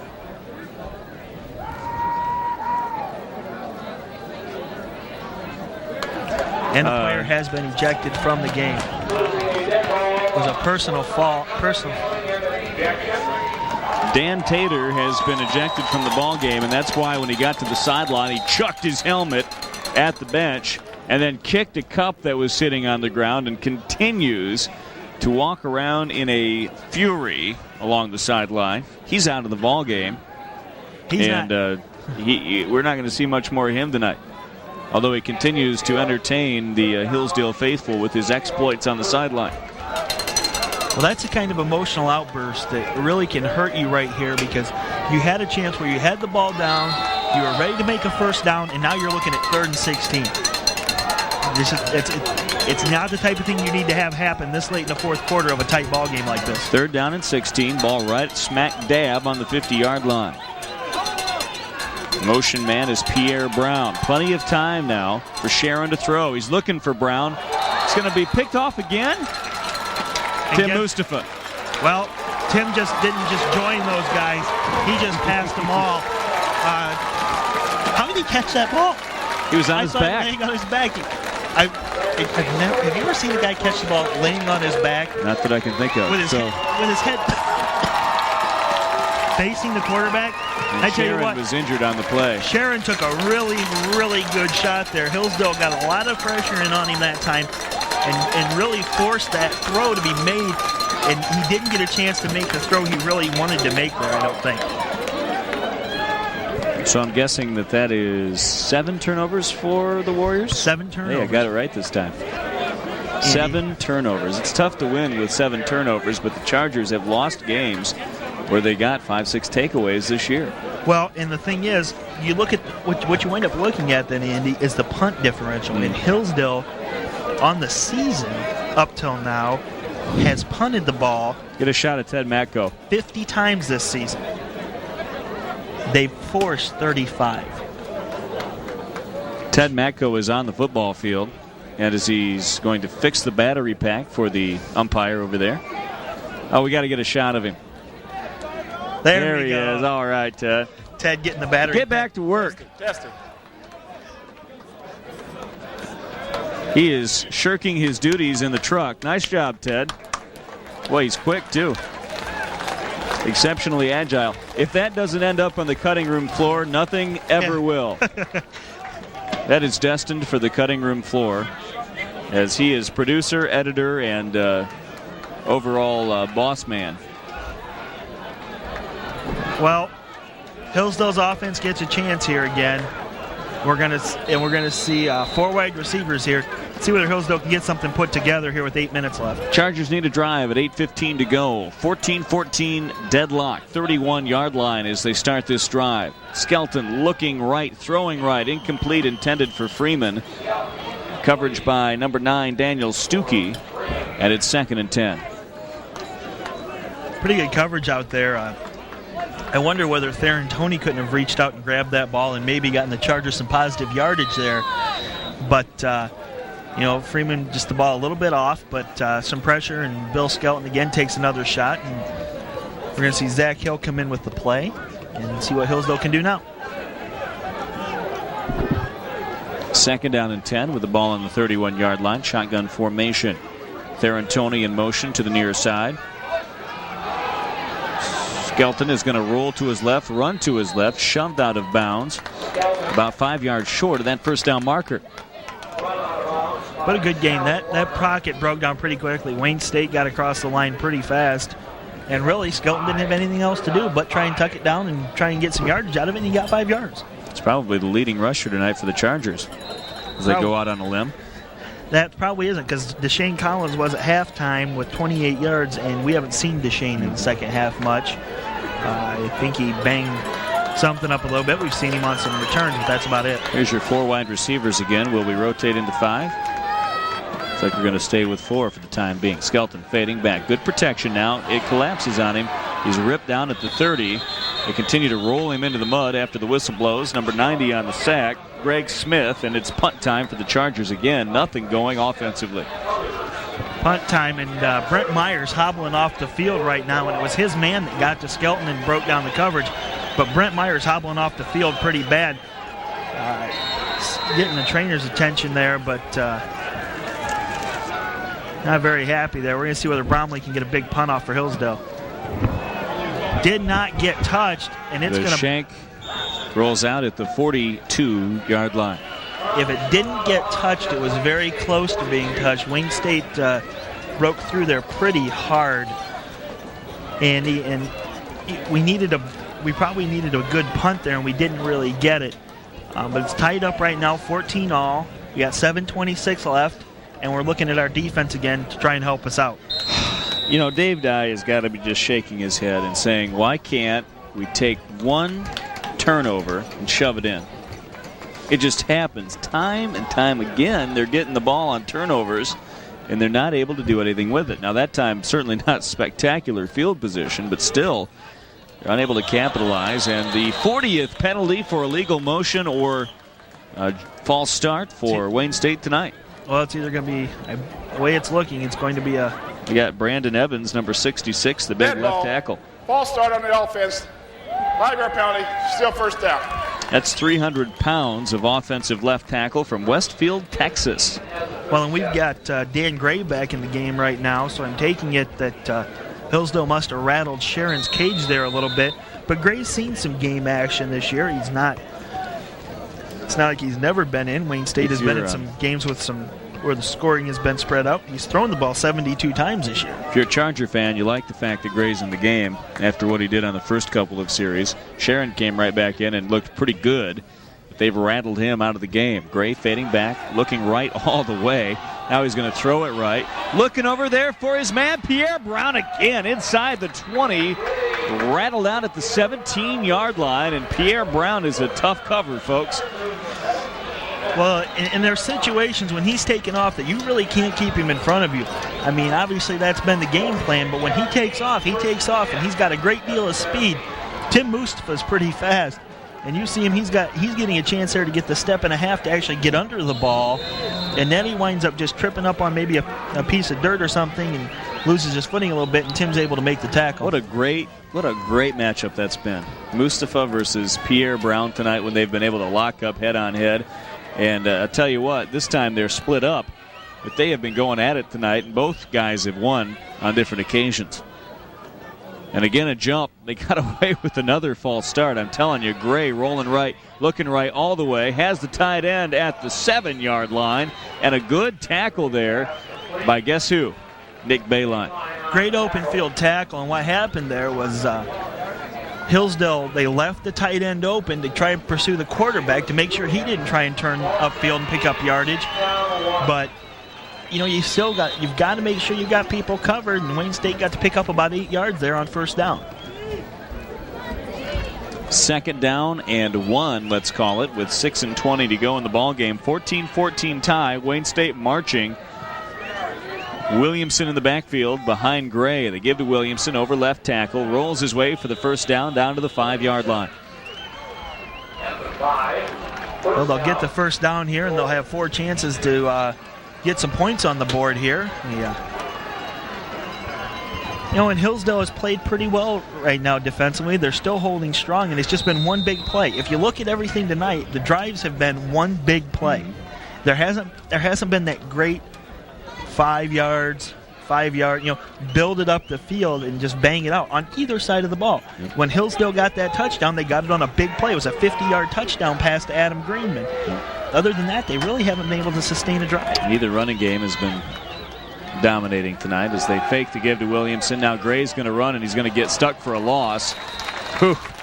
Tell you what, Matt Baltzer just welcomed him again to Hillsdale. You got Baltzer in there. You've got DeVray, Robbie Clemens coming across there. Hillsdale's got a lot of athletic people up front. What they lack in size, they make up completely for an athletic ability. Those guys are very, very good athletes up front. And they're very fast, and they're able to make up for a lack of size with that speed. 2nd down and 7. 2nd goal from the 7. Gray in the backfield. Behind him, Williamson. Gray, straight drop back, looking for Williamson in the flat. Oh, if he catches that on stride, he's got a touchdown. And, boy, I'll tell you, the quarterback, Gray, knows it, doesn't he? Yep. Thabiti Williamson was wide open there. And Hillsdale's defense was all inside, focused on the run or focused on something going to the other side of the field. If he'd have completed that pass to Williamson, they'd already have the lead right now. Instead, Hillsdale's got him at 3rd and 7. And they've really got a good chance here to come up big. Chargers would like to limit this to a field goal if they could. Then they could take the lead with a touchdown or tie with a field goal later. Big play here now, 3rd down and 7. 3rd and goal from the 7-yard line. Pierre Brown in motion. Gray to throw. Looking in the corner of the end zone. Oh, there's the penalty flag. They got Rich Kern on the corner. 2 flags there, Andy, but here's the thing. Do you give up the touchdown or do you take the penalty here? I think you take the penalty here because that's better than letting Pierre Brown get that ball and get in the end zone. It's better to take the penalty. There's no doubt about that. But let's see what we get here as far as coverage goes. Up here it looked pretty decent.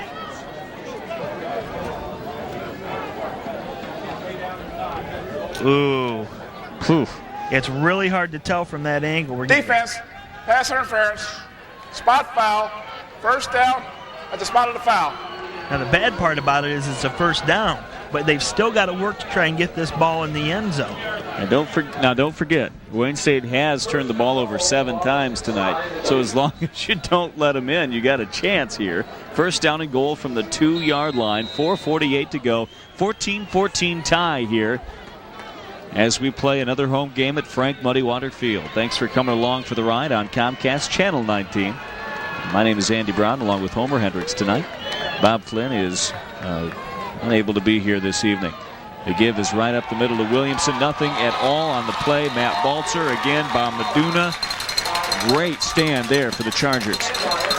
Hillsdale just stood Williamson right up. They got good penetration across the line, and they just stood him right up at the line of scrimmage, and he wasn't going anywhere on that play. They wrapped him up. They got two good arms around him and just waited for the cavalry to come to put him down.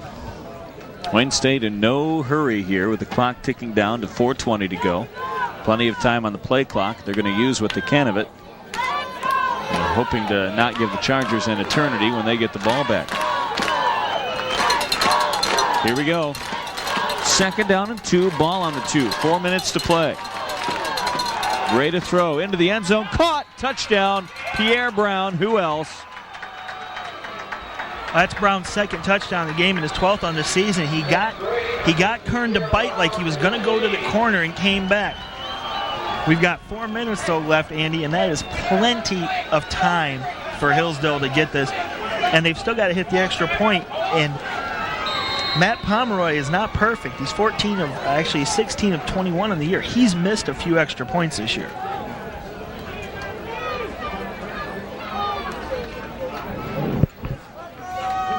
To go up 7 points. The Chargers put pressure on it, not in time. Kick is no good. Hey, you called it, Homer, very astutely. 14-20, 6 points. The Chargers can win with a touchdown and an extra point.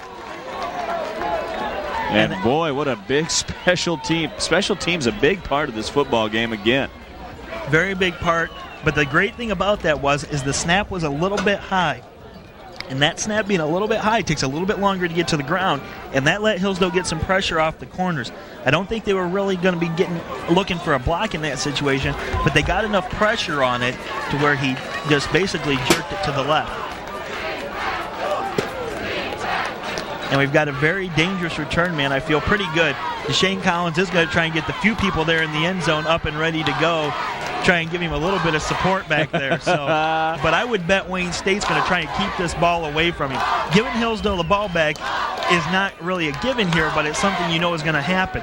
But look for them to try and keep the ball down, keep the kick low, and go from there. But this might be one of those times where they go for that quick kick attempt, and Hillsdale's front line better be ready because they might catch that thing or it might bounce off them. And if they don't drop on it right away, Wayne State can recover that ball. Boy, if you call this one, I'm just going to give up.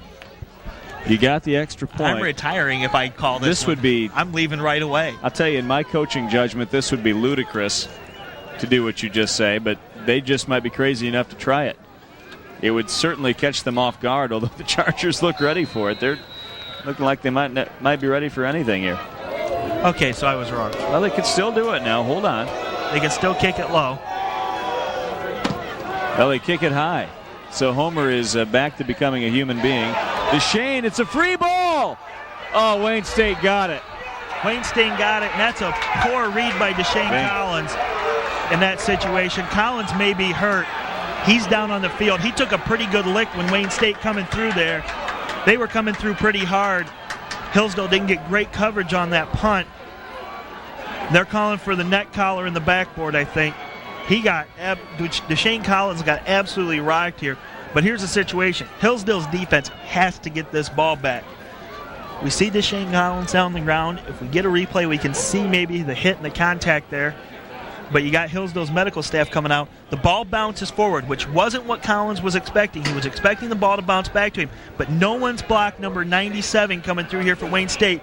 He gets the ball, and I think he clips Collins' head and flips him over. And Collins got a lot of other contact coming through there.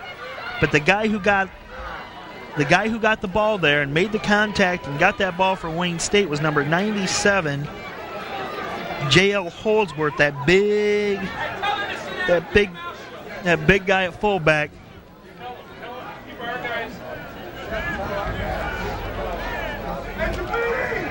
Holdsworth come through and just grabbed the ball, and on his way through, just knocked DeShane Collins for a loop, and the freshman from Bradenton, Florida, is laying on the ground right now.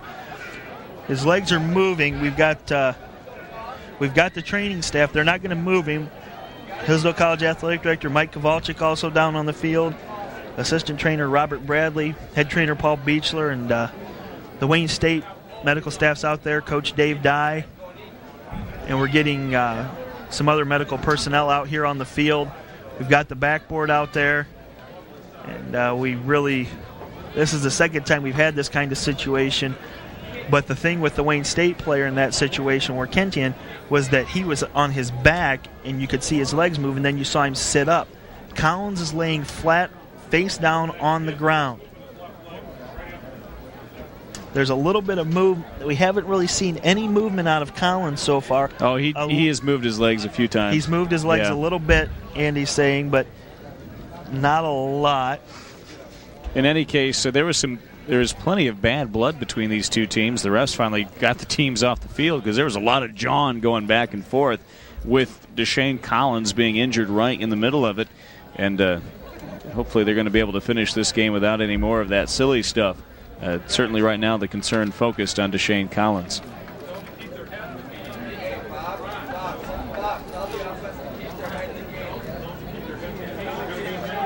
I'll tell you what, one thing right now, Andy, I don't think Wayne State will sit on this ball when they come out. No.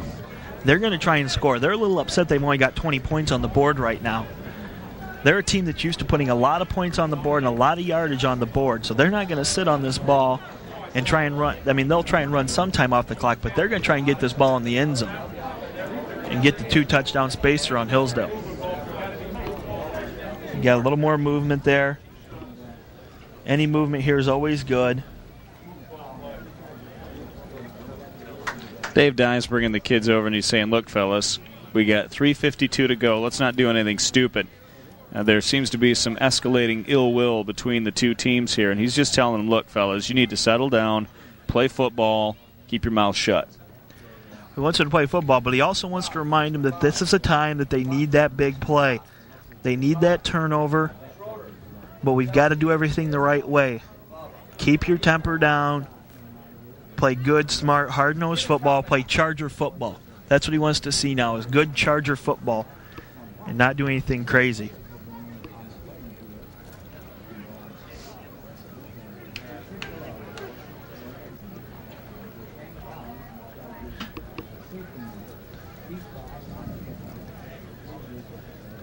We are flipping him over onto his back.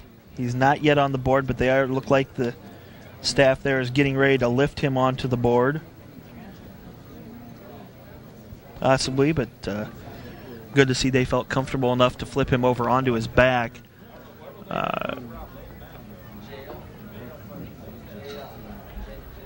Again, J.L. Holdsworth, we've got the Chargers down there in a team-wide prayer, hoping and praying that Deshane Collins will be all right. The freshman from Bradenton, Florida, has been a big key to this ball game. Gave the Chargers running attack a boost out of the speed set in the early first half and had some nice returns for Hillsdale throughout this ball game. However, unfortunately there, Wayne State went with an extremely high kick, trying to keep it short and give their special teams a chance to get down. And J.L. Holdsworth, number 97, broke through, and the ball bounced forward on Collins instead of backwards like he'd hoped. And when he came through, put a pretty good lick when Holdsworth went down to grab the ball, put a pretty good lick on Collins in the process. And we're seeing some good signs here. Maybe if we get the camera angle maybe over towards Collins, he's sitting up. The helmet's off, but he's sitting up. They're checking his eyes.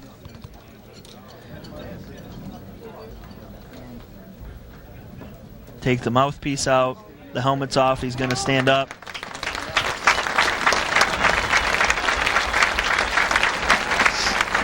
What a resilient young man there, Deshane Collins. They're going to let him gather his bearings as he stands up. They're going to help him off the field.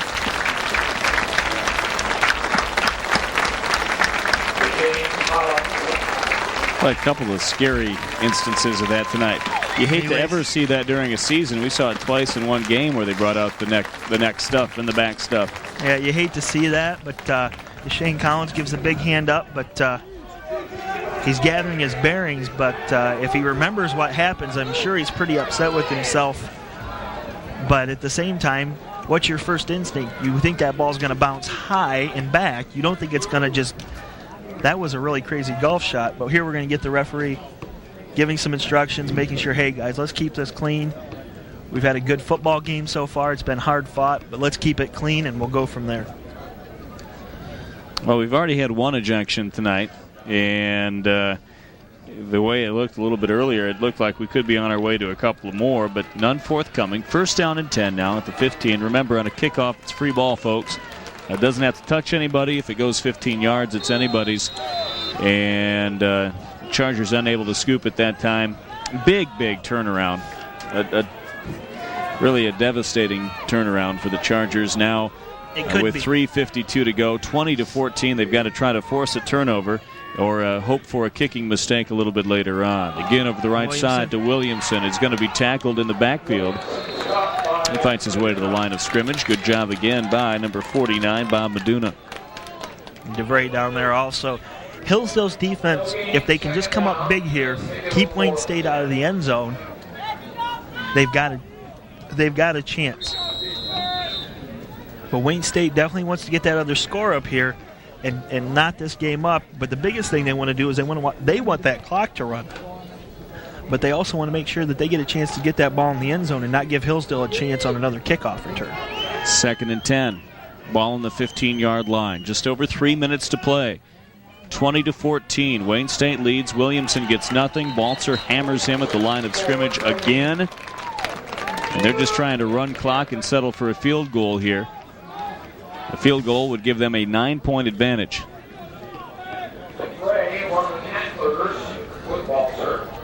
Under 3 minutes to go at the 2:50 mark. 3rd down and 9 coming up. Wayne State will watch that play clock right on down to its lowest numbers.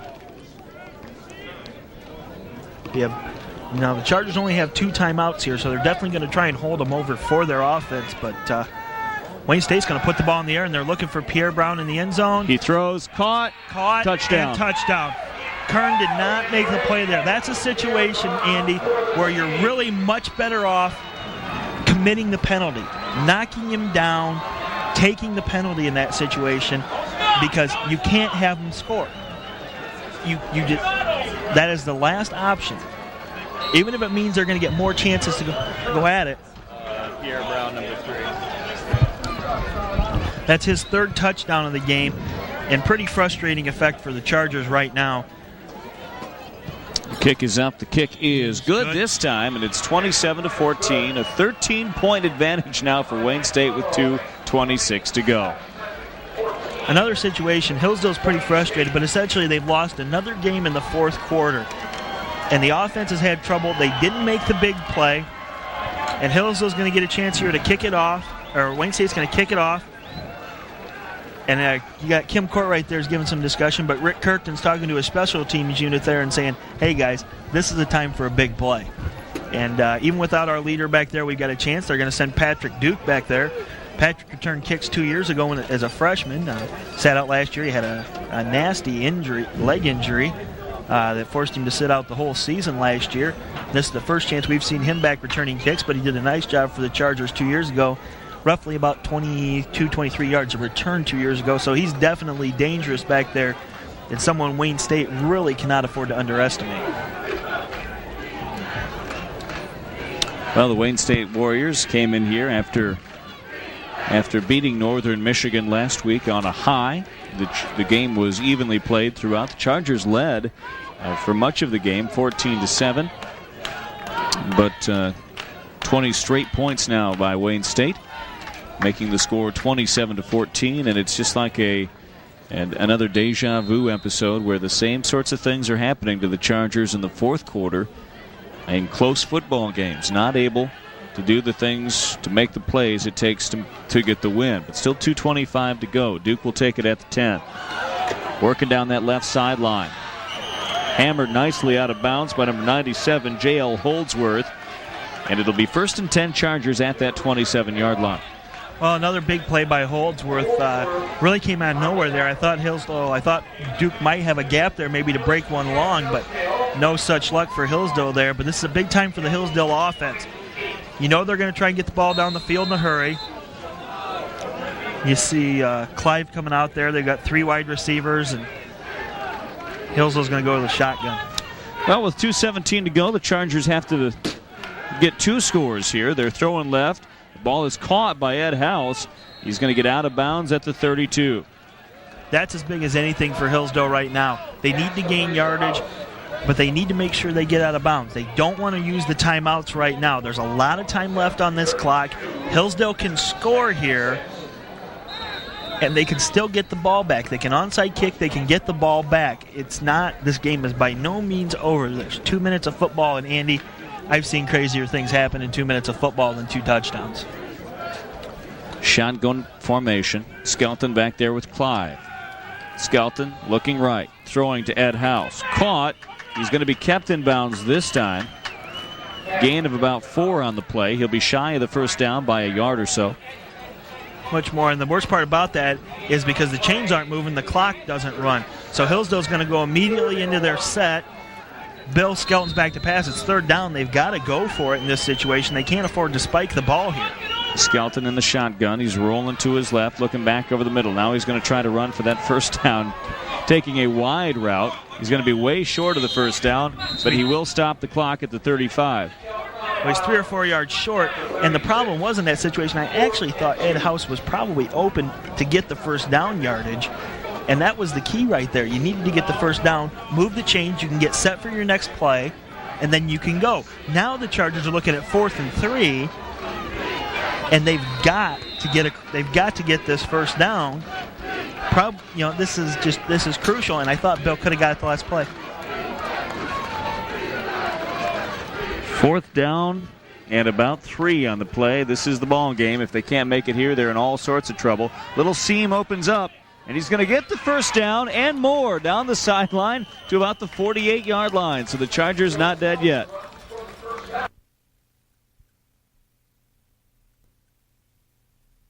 So looking downfield. Has Freeman out there. Incomplete. The ball bounced. 2nd and 10. Freeman's got to bring situation where John Freeman's got to catch that ball, but unfortunately it would have kept it in bounds, but it would have been a first down, so Hillsdale could have gotten up and attacked it off the line of scrimmage. Very close play there, but the referee saw it and saw the ball bounce off the ground. Hillsdale gets another chance here, 1st and 10 from just about their 49-yard line.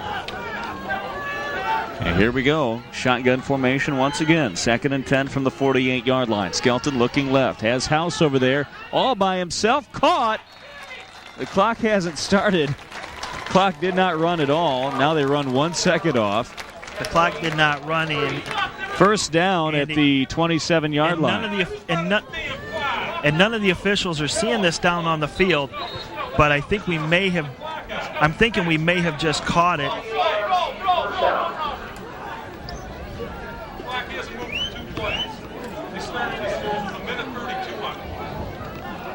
We're going to get a call here by the official. He's going to pull in one of the other officials. And I think what we're going to get here is we're going to get an adjustment on the time clock. The time hasn't been running here on the clock. 3 officials there are going to talk, and we possibly could get a reset here. They could be taking time off the clock. However, I don't see anything here by the officials. There's no motion towards the timekeeper. So here we go. Now they're going to wind the clock right before the play starts. Shotgun formation. 1st and 10 from the 23. They're going into the end zone. They got House over there. Jumps up, caught, touchdown. Caught in a touchdown at 1:11, Andy. I tell you what, Wayne State coaches up here aren't very happy, and I really can't say as I blame them. That's a situation where the clock should have been running, but big touchdown by Ed House. Blake Bersich nails his field goal, and Hillsdale's got a chance to onside kick and possibly have a chance to win this ball game. 27-20. They're going to go for 1 to make it a 1-touchdown win for them, should they get that onside kick. The coaches wanted offensive interference. They didn't get it. The kick is up. It is good. 1:11 to go. It's 27-21. Wayne State needs to get this kick. If they can do it, Chargers have, 2 timeouts remaining? 2 timeouts remaining, Andy. This is the most points Hillsdale has scored since the 2nd game of the season against Northwood. Hillsdale has not broke the 20-point barrier till now. It's a situation Hillsdale, you have to believe right now the Chargers are going to come out and try an onside kick, and we see a team out there that really looks like it could be a hands unit, and you get a great replay there of Ed House. getting that touchdown. And he's an exciting player, boy. Exciting player. And Bill Skelton's really had a good game. Bill's had a very solid game back there. He's taken 1 sack. He hasn't thrown an interception. He did have that 1 fumble on a rush where it was really maybe he didn't get the ball tucked away real tight. But, how do you deal with that? It's just a situation where it happens. Hillsdale's forced 7 turnovers. They've only committed 1. That's not indicative of a 27-21 football game. Normally, if you force 7 turnovers, you're going to have quite a spread on there in your favor. But it's been a Hillsdale thing where Hillsdale's, struggled in that situation, converting on turnovers. So it definitely looks like we're going to be in an onside kick situation here. And Wayne State has 9 players up front, and they're definitely expecting this too. And there's the kick. He kicks it. It's got to go the 10 yards. Wayne State has it. 10 yards, and Hillsdale tried to bounce on it a couple times there. Hillsdale's got 2 timeouts here, but picked up immediately by number 30 for the Warriors. I almost said Tartars. Number 30 for the Warriors, Derrick Thomas, 5'9" junior running back from Belleville, Michigan. And that's a big play for the Warriors in that situation, but Hillsdale does have 2 timeouts left. They didn't use their timeouts, and Wayne State is going to rush the ball here or try and do something to keep the ball between the lines so that clock runs down. They'll just run Williamson right up the middle here, no doubt, with 1:07 to go. Hillsdale will be forced to use its timeout right now. And they do. And 5 seconds tick away. 5 seconds tick away there, but a great play at the line of scrimmage by Hillsdale. Wayne State probably in all actuality does need to get a first down. Hillsdale can stop the clock on the next down, and then you can force them. For 2 plays, they can't possibly run the rest of the time off if this is another quick play like the last one was. Too much time left on the clock. Wayne State really does need to probably try and move and get a first down here, but I don't know whether we'll see it. I think we'll see probably another Williamson run here, although they may fake it and do a play-action pass, maybe pop it out to Brown to try and pick up that first down. That's their sure guy. That's the guy they feel comfortable going to. Hillsdale's got Mustafa on the side of the field that Brown's been on all night, and obviously Mustafa's been a very big player for Hillsdale tonight. 4 interceptions, a punt return for a touchdown. So we'll see what happens here and see how Wayne State decides to call this. Because Williamson hasn't been the breakaway back in the second half. He was in the first half. 2nd and 11. Williamson waiting for the football right behind the quarterback, Charron. They give it to him now off right tackle. Nothing at all. Ripped down by Krieger at the line of scrimmage, and another timeout, the last of the game for the Chargers. And now it's just a cat and mouse game for the final 57 seconds. We got 57 seconds left. Hillsdale's going to come over to the sidelines and get some instructions from Kim Courtright. Final timeout of the half. We've got 25 seconds on the clock. So if Wayne State runs this play quickly, even, there's still going to be approximately 20-some seconds left on the clock. If they keep it, there'll be over 30 seconds left on the clock. Wayne State has to get a first down here. I don't know whether they'd risk punting in this situation, but you never do know. But with Mustafa back there, he has broke one away already this game, and he's been a dangerous returner. He's had a couple of other nice returns tonight where he's given Wayne State a scare, bounced around some people. So you never know, but I definitely think this is a crucial down for Wayne State, and I think they've got to look at trying to get the first down here to keep this thing running. And the tee was still on the field. The tee was just thrown to the sideline by Nick Bayline there. That's not usually a good thing. Not normally. Normally, where is Jack Jr. at? Jack Heppenstall Jr. normally out there for Hillsdale to pull that, do that. 3rd and 11. 27-21, Wayne State with 57 seconds to go. Williamson with the football right up the middle, barrels his way across the 40 to the 38-yard line. A couple of yards short of the first down, but the clock will run now under 50 seconds. Chargers can't stop it. 25 on the play clock, which has yet to wind. And the play clock is running. So there's a 12-second differential on the play clock. Wayne State's in no hurry here. What they may, in fact, do, Andy, is they may let this clock run out, take the penalty, and then boot it away. But I don't know. They're bringing Dan Gray back out on the field.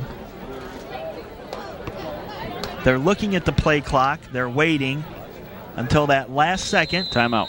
And they're going to take their timeout so they don't lose the yardage, which makes me think that Wayne State is in fact going to go for it on this play and not punt the ball away to the Chargers, which in all actuality, 12 seconds, heck, if they just drop the guy back to pass and let him run towards our end zone, they can probably burn 12 seconds. Mm-hmm. So probably a wise move on the Wayne State coaching staff side, on their sidelines by head coach Steve Kaiser. We're going to get Kim Courtright here, and I'm sure that's what he's explaining. He's saying Can we reset the game clock to 13 seconds? 13 seconds, please. We're going to get a reset on the game clock. They reset it to 13. To 13. It really after it didn't even run earlier. It doesn't affect anything really. I mean, the thing about it is, if it ran earlier, this game would probably actually be over right now. Or awful darn close. Awful close, and that's why it's crucial, I guess. But Kim Courtright's there saying, hey, you've got to end this play quick. This play cannot linger on too long. And that's what Wayne State's going to want to do here, is make sure this play lasts a while. Well, if they get a first down, the clock will run out.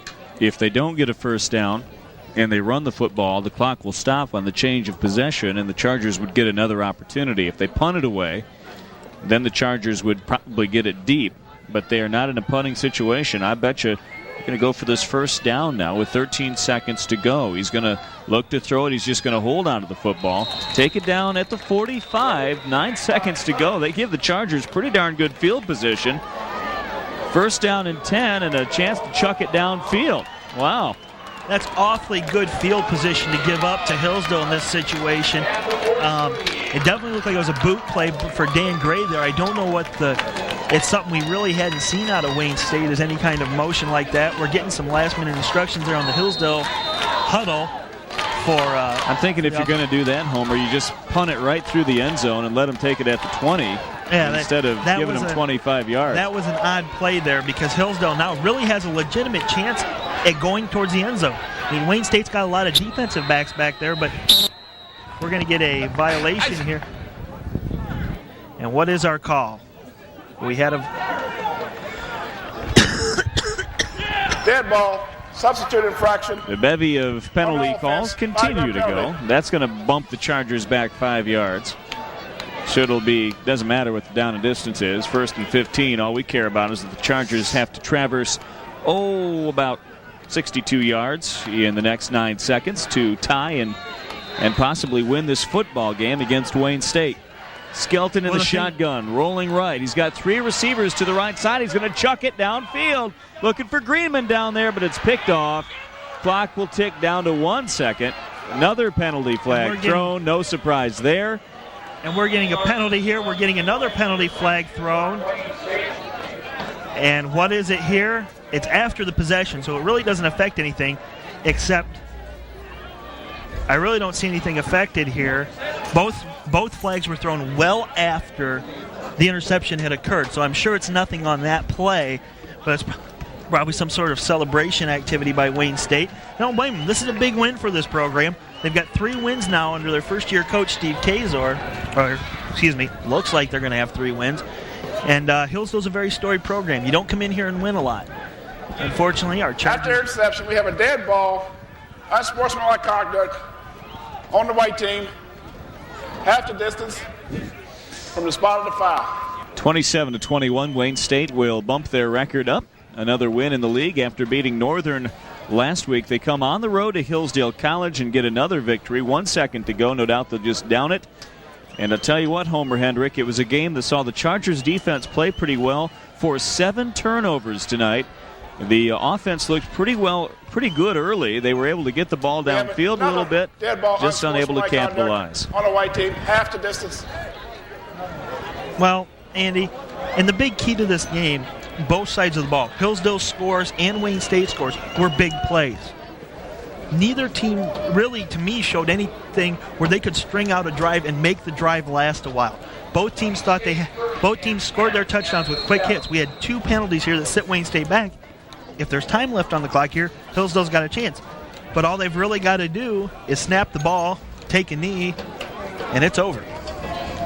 Chargers record will fall to 1-5 in the GLIAC, barring a miracle. No miracle forthcoming. Game's over, 27-21, the final score. Thank you for watching Comcast Channel 19 Chargers football. For Ted Matko, Homer Hendricks, I'm Andrew Brown. Thanks for tuning in, everyone. The final score, 27-21, Wayne State.